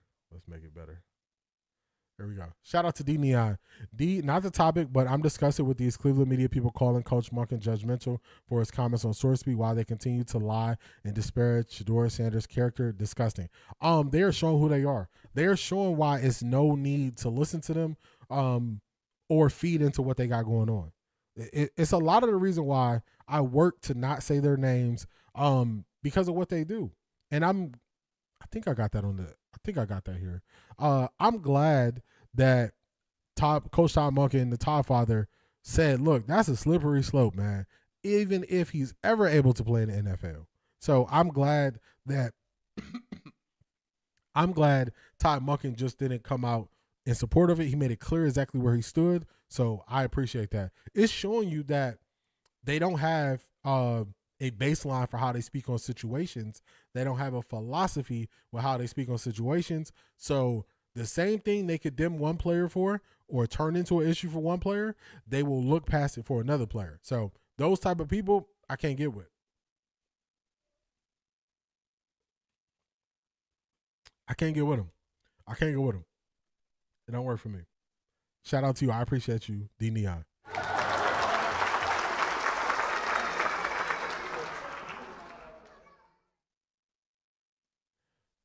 Let's get back to the chat. There we go. Shout out to you. All right, let's keep it moving. What we got next on the docket? I got more. Let's go here. So, I'm going to play two parts of this. And I want y'all to see the two parts that I'm going to play. First off, shout out to Zedric on the recall. I'm going to play where Les Need is going to speak about it, and then we're going to jump to Myles afterwards. All right, so we're going to go. I think he's the one who's going to open the press conference. All right, let's go here. All right. Okay, I think I'll open kind of how did we end up with Myles Garrett sitting between Sean and myself? I think when Sean and I first met for the first time to talk about the offseason, we did discuss how we can add to the defense. That started with the trade with Trent McDuffie, adding Jalen. I think when we get to, in Myles' case, and I'll keep this brief, when Cleveland made the adjustment to his contract, not sure if it was a signal, they made an adjustment. I've got a good relationship with Andrew Berry, thought I'd just check in. Let's check in. Obviously, Myles and his standing with he's a Cleveland Brown. He's on their Mount Rushmore, so they were a no. But Andrew and I have a good relationship. We like talking about football a good bit, so I would pester him a little bit, probably jokingly at first, kept doing that. And then we began talking a little more seriously about it. We tried to do this with draft compensation. Then the draft came and went. We picked talks back up. We tried to discuss, more draft compensation. At the end of the day, and where it got a little tough for us is they asked for Jared Verse in return. And similar to what Cleveland did at first, we were a no, based on all that Jared's done for our organization. So during May, we kept trying. We tried to work things out, tried to figure out a solution. But as the June 1st date came to, let's call it, as it was getting closer, probably sometime late May there into that weekend, we kind of had a decision to make. We knew where Cleveland stand. They knew where we stood. And then we proceeded to make the trade. And with all of this, I can say, because I know Josh is here, Stan, I do think this, when you make a move like this, having the ecosystem that Stan, Josh, his family provides for us, to be able to do something like this out of the box, a little bit as free agency had kind of come and gone. That's always a very positive thing. And at the end of the day, we were able to agree, and we're jacked here. All right, so that was him breaking down from their side. Now let's get to Myles speaking. He was persistent. He didn't give up. He just kept reaching. He said, I don't know if it was a signal. I took it as a signal when they adjusted his contract We just kept talking. All right, so let's get to Myles speaking on it. Into the year. Myles, you talked about so much about Cleveland and what that city meant to you, but having a no trade clause in this past week, what was it in your heart and soul that says, I'm going to do this? I'm going to make this change from a franchise that loved you and a city that loved you to come here? Well, I mean, since the very beginning, it's always been about winning, and it just breaks down to the timing of everything. What does it realistically look like for to be a winner now, and to have a opportunity to do that immediately. That was an opportunity that was just too difficult to pass up. And I always have love in my heart for Cleveland City, community, all its players and everything else. But the opportunity to come here, have a immediate and profound impact on this team, it was something I just had to move forward with. I'm going to pause them here. So I went back and I played y'all what Myles said a year ago. He didn't believe the Browns were on the same timeline as him when it came to winning. He believed they were on two separate paths. The paths were not the same. He asked to be out. They couldn't do it last year for financial reasons. They restructured. They gave him more money. They made him more flexible if he was ever going to be traded. This aligns with what he asked for last year. A team with the opportunity to compete. If you look at the Rams, they're in the mix every year. Every year they're in the mix. So just thinking of those couple things, you say, okay, this makes sense. It makes a lot of sense why he would want to go here. Now let's listen to him talking about the decision. To follow up on that, was it an easy? Did you have to sleep on it, or did you say yes? No, definitely had to sleep on it. I don't take my time in Cleveland for granted. I did love being there. My family had become really a part of the community. You definitely had started to plant roots, had a home, and just becoming friends with all the people in your neighborhood, and getting to know people and getting out, and just feeling like this is your second home. This stuff like that. It tears at you to leave and to break away, but that's just a part of the things you learn and have to adjust to as you grow up and learn you have to move on. Okay, so Myles Garrett asked for a trade a year ago. We went through the dumpster fire of a season we had last year, a lot due to our head coach, who's no longer our head coach. Fast forward to this year, hey, you have the chance to be traded to a perennial winner in contention every year with a stacked team. They presented that to Myles Garrett. Now, this is where I believe things change. They presented to Myles. He slept on it. He agreed to it. He had a no trade clause, so if he really wanted to stay in Cleveland, he could have stayed. He chose to leave. I don't knock him for leaving. I don't know how he made it this long in Cleveland, based on what he's been through since he's been on the Browns. At that point, if he wants to leave, I want volunteers, not hostages. This wasn't a hostile thing with Myles, but if he made the decision, I want to go there, the Browns can get what they want in return, I'm at peace with it. I'm at peace, y'all. He doesn't want to be there anymore. Let's bring it to real life. One thing that I believe I do that I don't see a lot of people do is I tie real life with sports. Because we are all human beings, we all go through different times in our life where we got to make a hard decision, where we got to view things a certain way. We all go through that. So for me, if you get the opportunity to leave a job for a better opportunity, you have the option to take it or not. He decided to take it. Would you fault any one of your coworkers who made the same decision as Myles Garrett? They see an opportunity. It looks to be better. and they leave, I don't think you would. Would you encourage one of your best friends, they call you, you know what? I'm not feeling this relationship anymore. Should I leave it or should I stay? As soon as they made the call and asked you the question, you know the best thing for you to tell them is you should leave. I'm not talking about a marriage. I'm talking about just a relationship. You should tell them to leave. As soon as the idea of not being there creeps in, there is a certain percentage of you that has already moved on.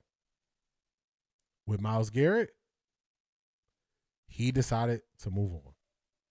So I'm not upset at him. I'm not mad at him. I'm not going to take shots at him. I understand what he's been through. I understand what he dealt with. So I'm going to view it as is. Better opportunity for him. If Myles Garrett asked me if he should leave, I would say go. The same way I would say if somebody's in a relationship that they believe is no longer serving them, I would tell them to leave. The same way somebody who's living in a city who they believe no longer serves them, they want to move to a different city for more opportunities, I would tell them to leave. The same way I would tell you don't go to the same restaurant 20 times as they mess up the first 20 times. No different. We have an emotional attachment to sports, to athletes, and their circumstances. If you don't look at it through the lens of this is a human being making a life decision, then you can just skate past every way that you would explain this to people in real life. Every way you would give advice to your best friend. Every way you would give advice to your child. If this was your son, would you tell Myles Garrett to stay in Cleveland? Of course not. So that's how I look at it. That's why I don't have any bad feelings toward Myles. I understand it. He made a decision. I got to a point. I wanted to get out of Cleveland. I wanted to go out there. Not a thought. I did want to go out there and be exposed to more, see more, learn more about cultures. That's what I did. I got to 30 years old in Cleveland, and I said I can always come back to Cleveland. I moved to South Florida. If it was a person who was living in Cleveland and they wanted to move and explore more, I would tell them go for it. I would not tell them through the lens of me being selfish to stay somewhere they don't want to be. So hopefully y'all are seeing that. That's how I'll break down the Myles side of it. Now let's get to the Andrew Berry side of it. Let's get to AB. One thing I noticed is at the beginning of this, I'm not saying AB wasn't sharp, but AB was slightly, I don't even know if I want to call it emotion. His voice kind of cracked a couple times at the beginning of this. So we're going to get to AB. Who we got? We got Maurice in the building. What's going on, Maurice?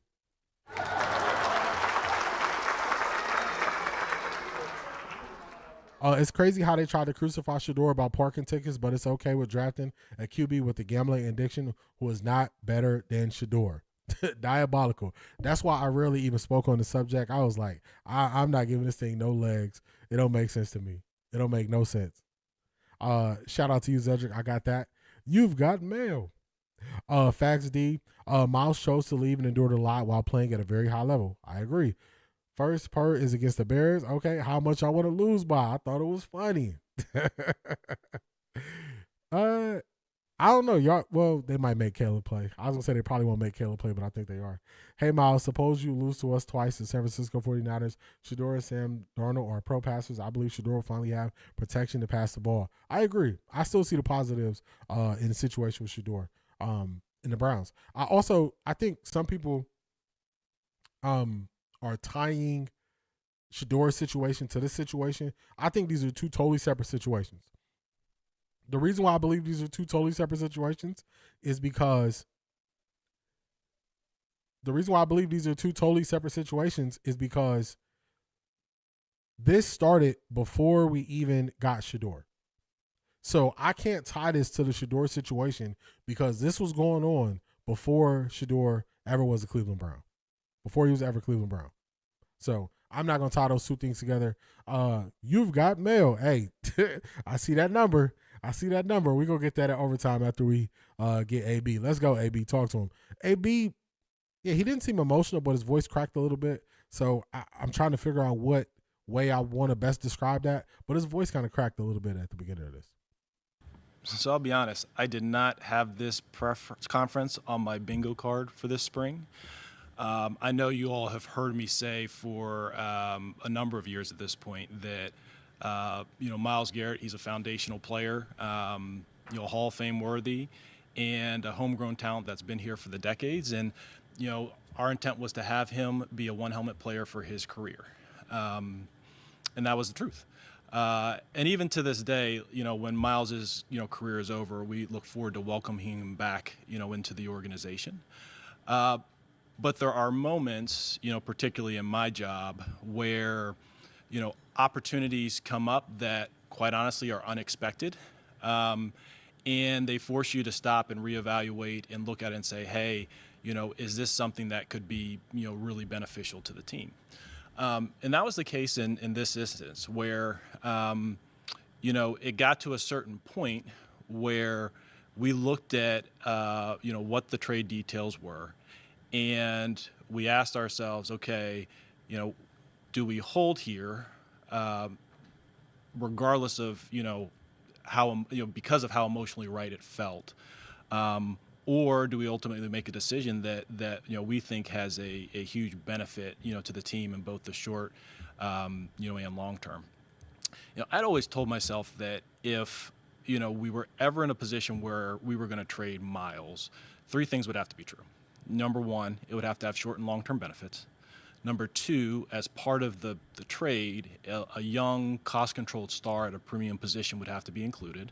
And the third piece is that there would have to be premium draft capital. And there's a very small set of, deals that really satisfy those constraints. So when it got to the point with our negotiations with the Rams, when, all those things were satisfied, it really, caused us to take a step back and think about, really think about the decision. Jared Verse, he's obviously a huge part of this return for us. Jared is an outstanding football player, former Defensive Rookie of the Year, two-time original ballot Pro Bowler. He's a perfect DNA match for our attacking front. He's really a terror in both phases, both as a run defender and a pass rusher. And we are really, really excited to add him to our team. He allows us to continue to play defense as a high level, which has been our standard over the past several seasons. And we're really excited to welcome him into the organization. So we're excited about this transaction. It wasn't something that we anticipated, certainly coming into this year or coming into the spring, or quite honestly coming out of the draft. But it's a great opportunity for our team, and I know there are a ton of questions, so I'll open it up. So that was AB speaking on how it came about, what they needed to get in return, and how they got all the boxes checked that they had. Also, I noticed that throughout this, he made sure to make it clear that Myles did not request this trade. He made sure to say that. And that just stuck in my brain. I was thinking, why would you make sure to say that? And that's what started to help me or steer me in the direction of he did this for Myles. He did this for Myles. He did Myles a solid. He sent him to a place that he know he wouldn't say no. He got as much as he believes he could get for Myles Garrett. So I think he was torn, but he knew it was something he had to do looking at the timeline. And I don't fault him for that. I don't fault him for that. I totally get it. I totally understand it. When you're in leadership, you're going to be tasked with making hard decisions. And sometimes the hard decision you make in the moment, people won't agree with it. People will be upset. They won't understand it. They would have did it differently. And then it plays out. So he made a hard decision, and I don't fault him for it. He made it.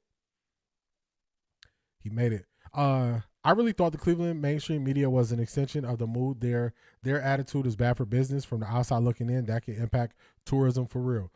That's why I always said that, you know, they're separate. They're not one and the same. Those people don't live in the city of Cleveland.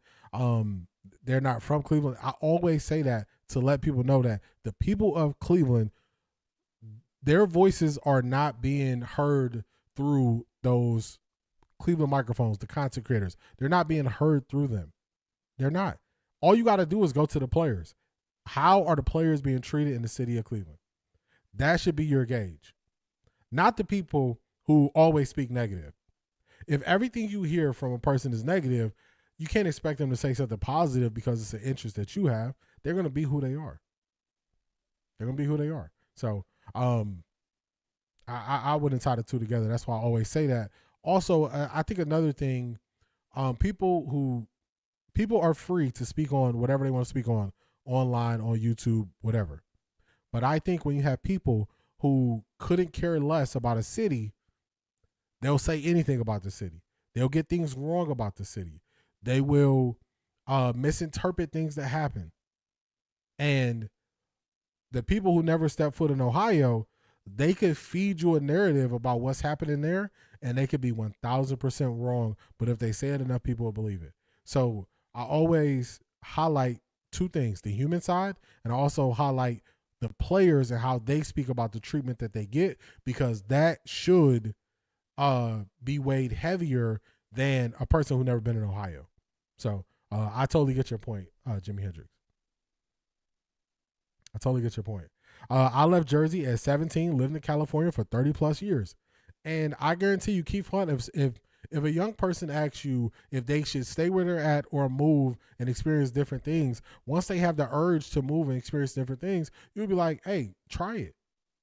You know what I'm saying? You'd be like, try it. So if we would give this advice to people who would ask us this question, why does this advice not extend to NFL players, when we learned on Monday that this is a job and their employees, based on them not allowing Caleb Williams to be a 1099 employee, get paid through an LLC? Why would we view it any differently?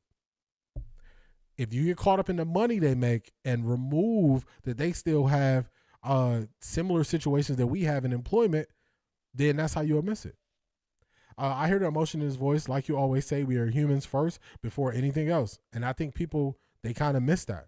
In my opinion, Myles and AB were close, and I took it as AB looking out for Myles and feeling like he owed him because of the shenanigans Kevin Stefanski did last year, affected players, and probably promised the front offices made. I would agree with that, because that's why I just had to take y'all back to look at what we endured through this year. A lot of that was due to how Kevin Stefanski handled things. So how could we feel a burden, a weight, pressure, stress, all these different emotions about how things went, and then we think the players wouldn't feel those things?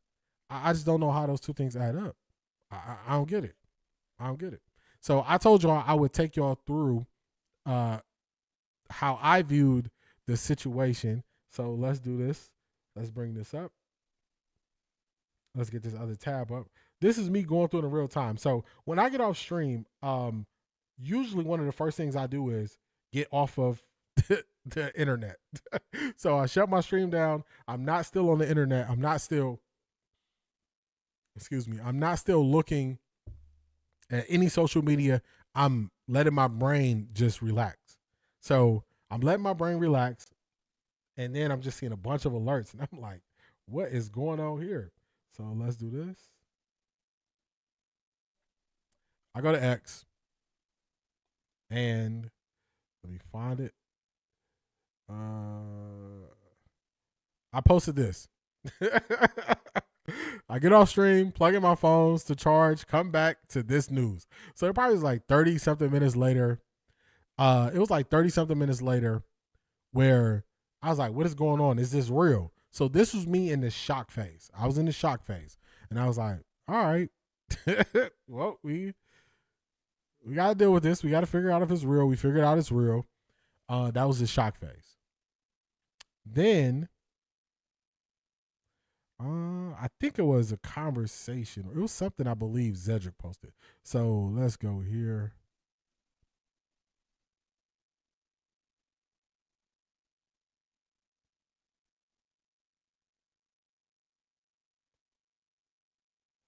I think this was our thread in our conversation. So, Zedric posted this. Getting Jared Verse in this trade tells me winning is still on the table. I know some feel otherwise. I responded, 8+ wins, just need a little more from the offense. The shock has went away. The shock went away, y'all. For me, the shock went away. I started processing it. Even if I'm shocked in the moment, I can work myself through what happens and not, and not just let it linger. So I was past the shock phase.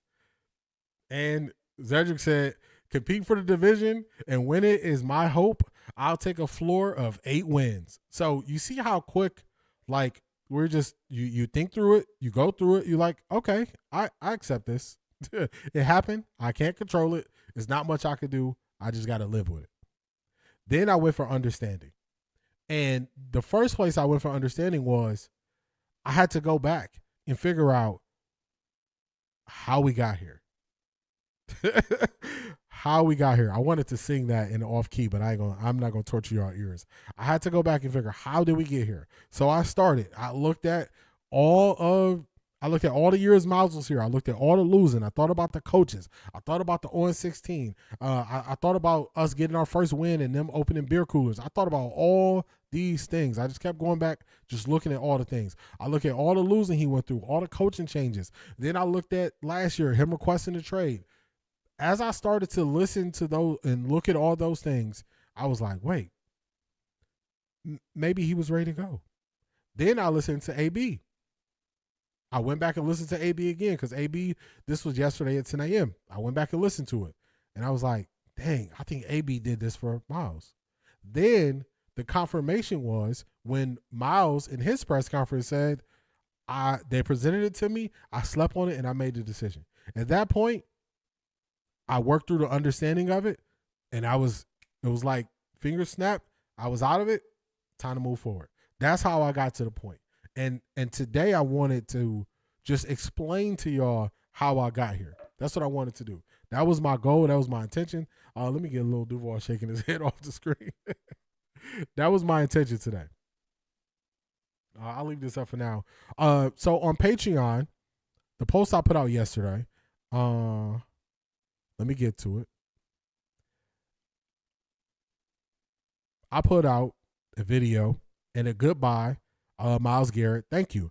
And I left. I told people to leave your comments about how you feel. Shout out to Key Mathis. I don't even know how to feel, honestly. I can understand that. Shout out to A.M. Williams. Hi, Myles deserves a chance to advance his career like everyone else. He has been an awesome player for Cleveland Browns and fans. I think winning Defensive Player of the Year in 2025 with the Browns was his farewell and cherry on top to his career at Cleveland. I am happy and very proud of him. I share that same sentiment. Shout out to Miss Sparkles. I have the right to remain silent. Miss Sparkles said, I'm not going to speak on the chat. Shout out to Zedric.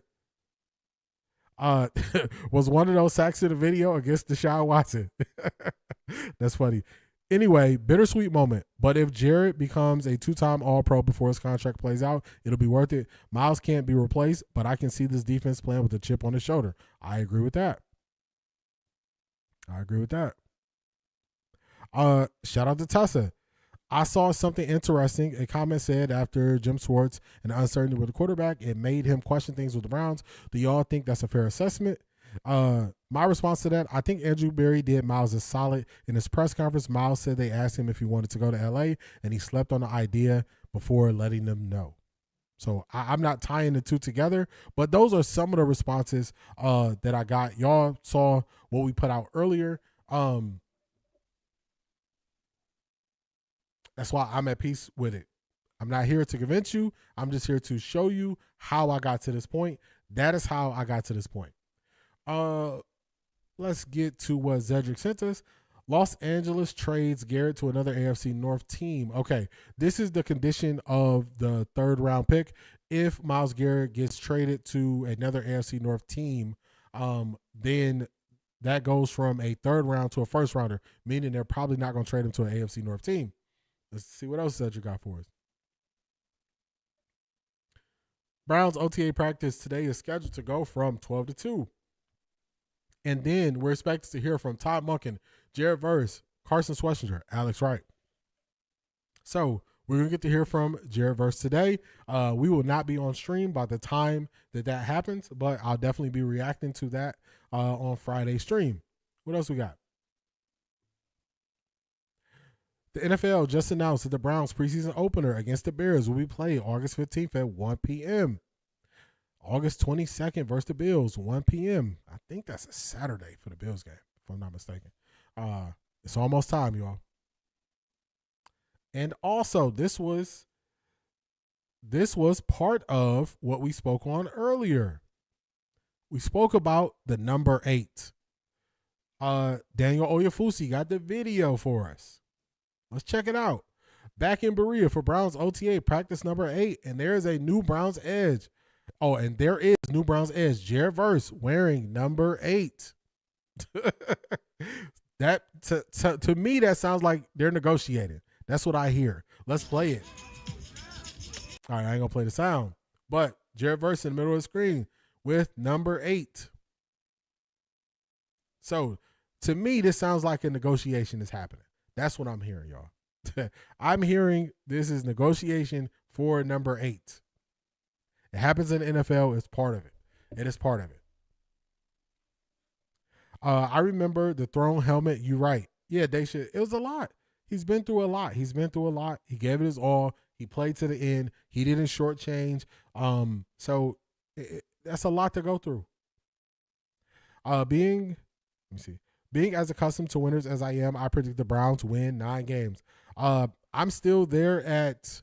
I'm still the floor is 8 for me. That's what I think. I think they get an 8 at least. Back, I know I missed a lot. Oh yeah, I'm not sure where you left, but yes, we went through a lot. We went through the backlog of everything that happened with Myles Garrett leading up to this point. Just explaining how I got to the point that I am today with how I view it. Dylan's still wearing 8 today. Yeah, I think that's negotiation. I think it's negotiation. They gave them both 8, 1 offense, 1 defense. Dylan's going to be a different color because he's a quarterback. So I see this as a negotiation happening right before our eyes, which it takes place in the NFL. This is part of what happens. This is part of it. For Patreon, we'll start looking at Jared Verse tape tomorrow. So tomorrow's Patreon video, it'll be a paid only video, and it will be us starting to look at Jared Verse as a player. We're going to start looking at him as a player starting tomorrow. So that's going to be the video, just to let y'all know what we got going. We're going to be moving forward that way. So I believe this negotiation. Poor DG had to give up QB1 and his number. He going to get paid for it, though. Yep, they wouldn't put VA in that if that's the case. I'm still standing on my 12 win. Shedeur is not playing against Myles. Yeah, he's not playing against Myles for sure. That was my initial thought. Like, yeah, the defense is going to go down because Myles is the best player. I get that. But if the offense steps up, which we need that anyway, they could cover the difference. You've got mail. Let's see what we got next. Oh, we got some drill work. Okay.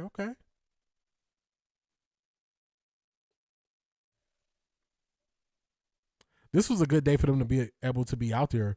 We actually see some drill work.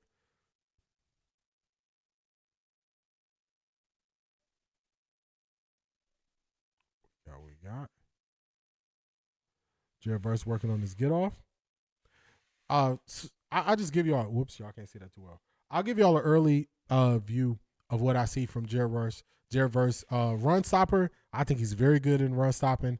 Very good at that. When it comes to pass rush, he has power. He can use a spin move, but definitely want to see him add some tools to his toolbox in the pass rush. But this is a player going into year 3, so he's definitely going to be able to add to it. I see this as Dylan on the practice squad that don't need a number. Oh, shucks. It's a possibility. I'm not going to say it's not a possibility. I'm not going to say it's not. Andrew Berry also did another interview that we have here. He did another one that we have here. We can get to some of that as well. What do those blue crowns with the number inside mean? I'm a king wherever I go. I might need one of those.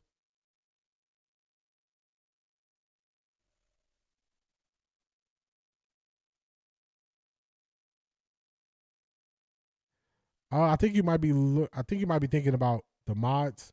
I think that's a mod shield. I think that's how you're seeing it. That's how I see it. So I think that's what you might be seeing. I think that's what you might be seeing.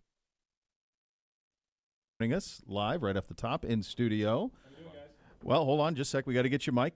We're doing well, sir. Yeah, we are Good doing to see well. you. We're doing Yep. very well. We Nice. get the three shot This here is for nice. Dr. We like J. this weather. This weather we'll take. You and me take. both. Yeah. There he is. There he is. There he is. Load it up. This was a surreal 24 hours, I think, for all of us. And I thought you handled this about as well as you could yesterday at the foundation outing, which is a big day for us as an organization, obviously. But at the same time, you can't help what you can't help, and you can't control everything. Take me through that part of it, if you would. Just because obviously, as you alluded this morning, this has been going on for a week or so in detail, but when you start to think, oh boy, I'm going to have to say something in a spot where I'd rather not, because it isn't about us or football today. That was. Yeah, it could be that, or I know YouTube has something called Top Fans, and it's the people who are the most active in the chat, Jimi Hendrix. So it could be one of those two. I don't actually get to see who they have as the top fans who chat the most in the chat, but I know that has a purple crown next to it on my end, so it could be that too. Rashida, what's going on? How you feeling?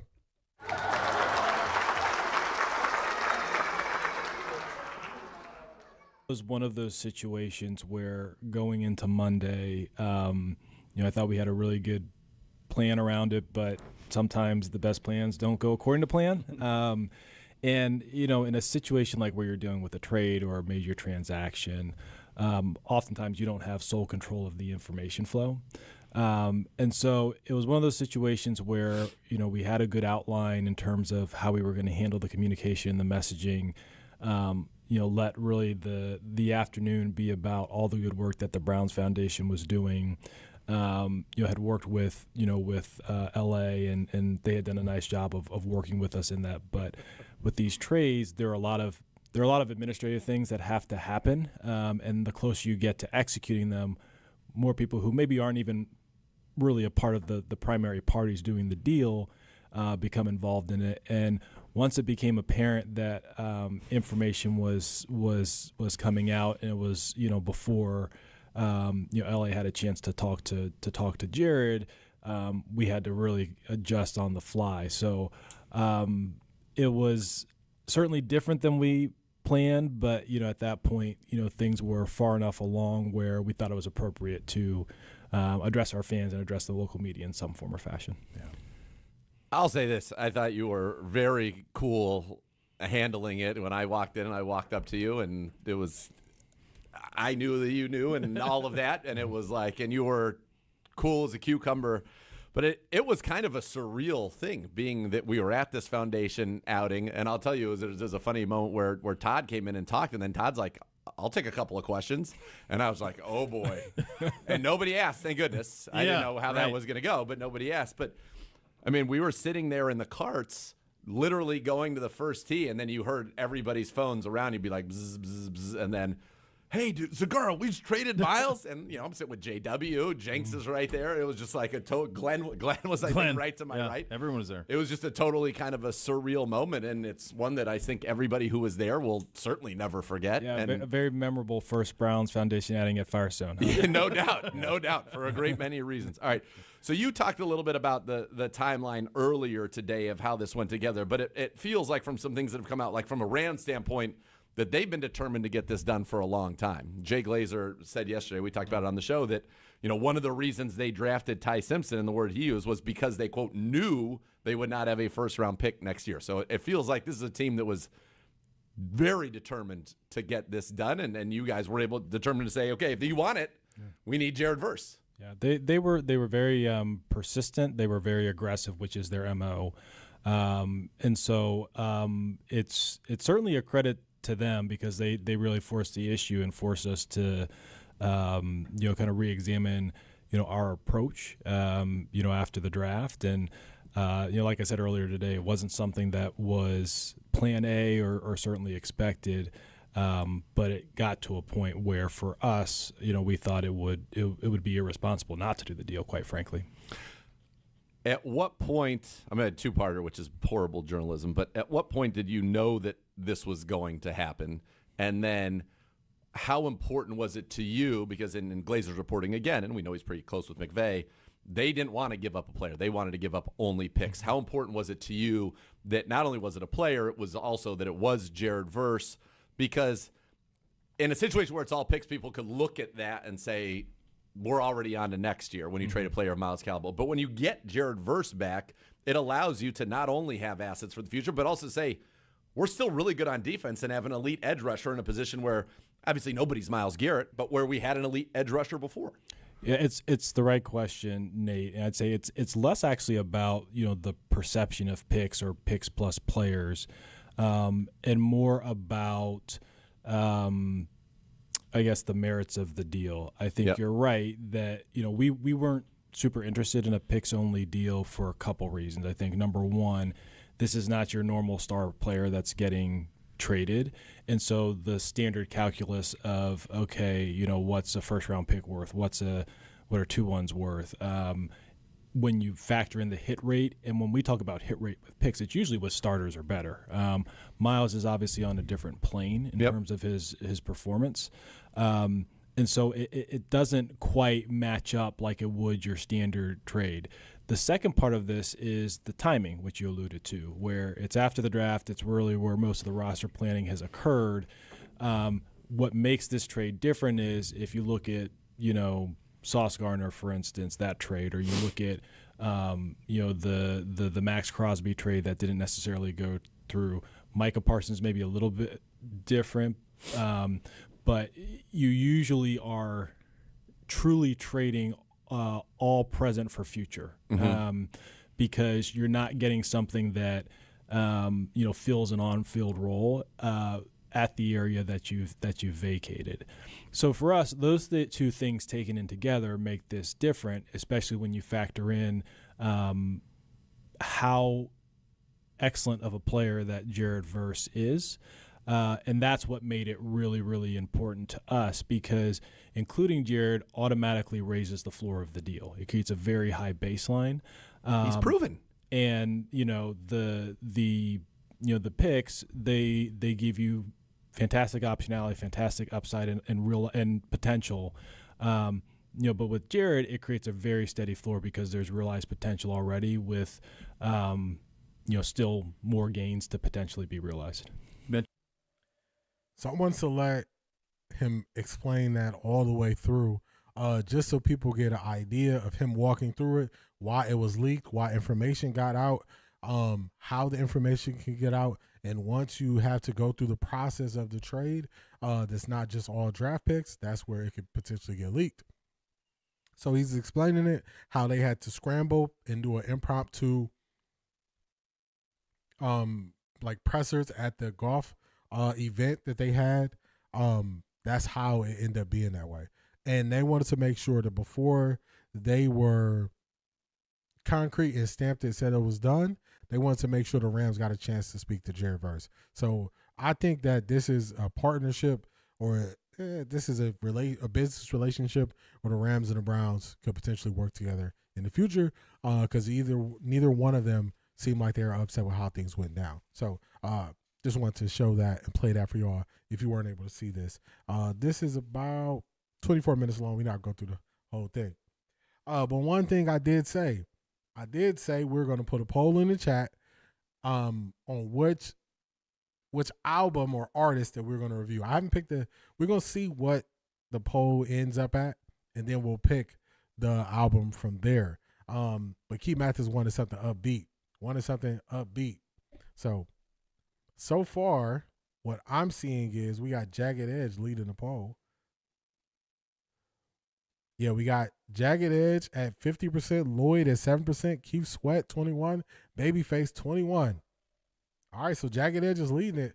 Y'all see, I had to put my bias in there. I didn't want to say my bias, but I had to let y'all know, hey, my bias is Jagged Edge out of these 4. So just had to let y'all know. Just to let y'all know what was going on. We're not gonna end the poll yet. We still got some time. All right, let's see. Okay, it is purple. Okay, yeah. So that if it's purple, that's the most active people in the chat. Can't be any other than others open. Maybe 6. Yeah, I don't know. I might have seen 6. Whatever y'all choose, I'll be listening to on the road Saturday. Road trip coming up. Be safe out there on the road. Be safe out there on the road, Zedric. Definitely be safe. Return of the Mac, Brett says. Okay. St. Louis tomorrow, then Minnesota Saturday. All right. Nice road trip. Definitely enjoy yourself out there. Enjoy yourself out there on the road. Enjoy yourself out there, man.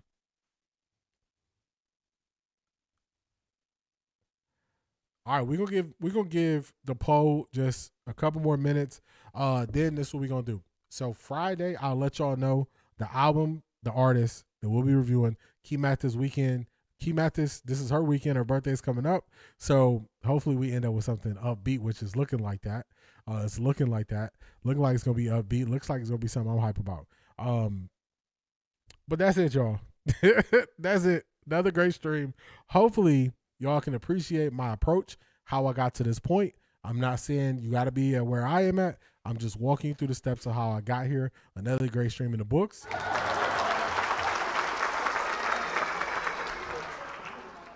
Another great stream in the books. Shout out to Mofo. I think I just got to say that like Mofo. Shout out to Mofo. Shout out to, what's the D Neon? Shout out to D Neon for supporting the stream. Yes, shout out to D Neon with the good question. Good question. Enjoy the next couple of days. Protect your peace. I'm not saying you got to be where I'm at, but just hopefully you can get to a point of accepting, hey, this is what happened. This is what went down. Hopefully I was able to clear up some of the questions of people just saying Myles took the money, which I thought was not the best way to put it, considering he wasn't a free agent. Brown still had control contractually because they could have franchise tagged him twice, considering that they never have. But this is a win for all parties. Myles gets to go somewhere he wants to be to pursue his opportunity at playing in the playoffs and winning at a high level. So he gets that. We are a younger team that's on the rise. I still got faith and supported us. Still excited for what we're going to be able to do this upcoming season. So that's where I'm at, y'all. Hopefully y'all get to a place of comfort with not stressing too much about this. Let's do it. Let's end the poll. Let's see what we got. Hopefully y'all got y'all votes in. All right. My bias played out. So Friday, I'll let y'all know the album is going to be Jagged Edge. J.E., y'all. It's going to be Jagged Edge that we're going to be listening to this weekend. Friday, I'll let y'all know the album. Key Mathis, if you have a favorite Jagged Edge album, drop it in the Patreon, in the music section. Definitely going to take that into consideration for what we'll do. So thank you to each and every one of y'all for being here. Like, comment, subscribe. Enjoy the next couple of days. I will see y'all on Friday. Peace, everybody.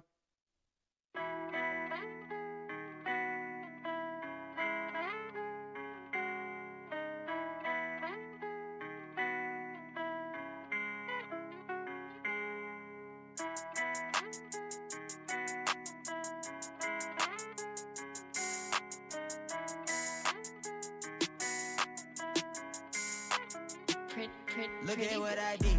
Look at what I started. Look how far I came.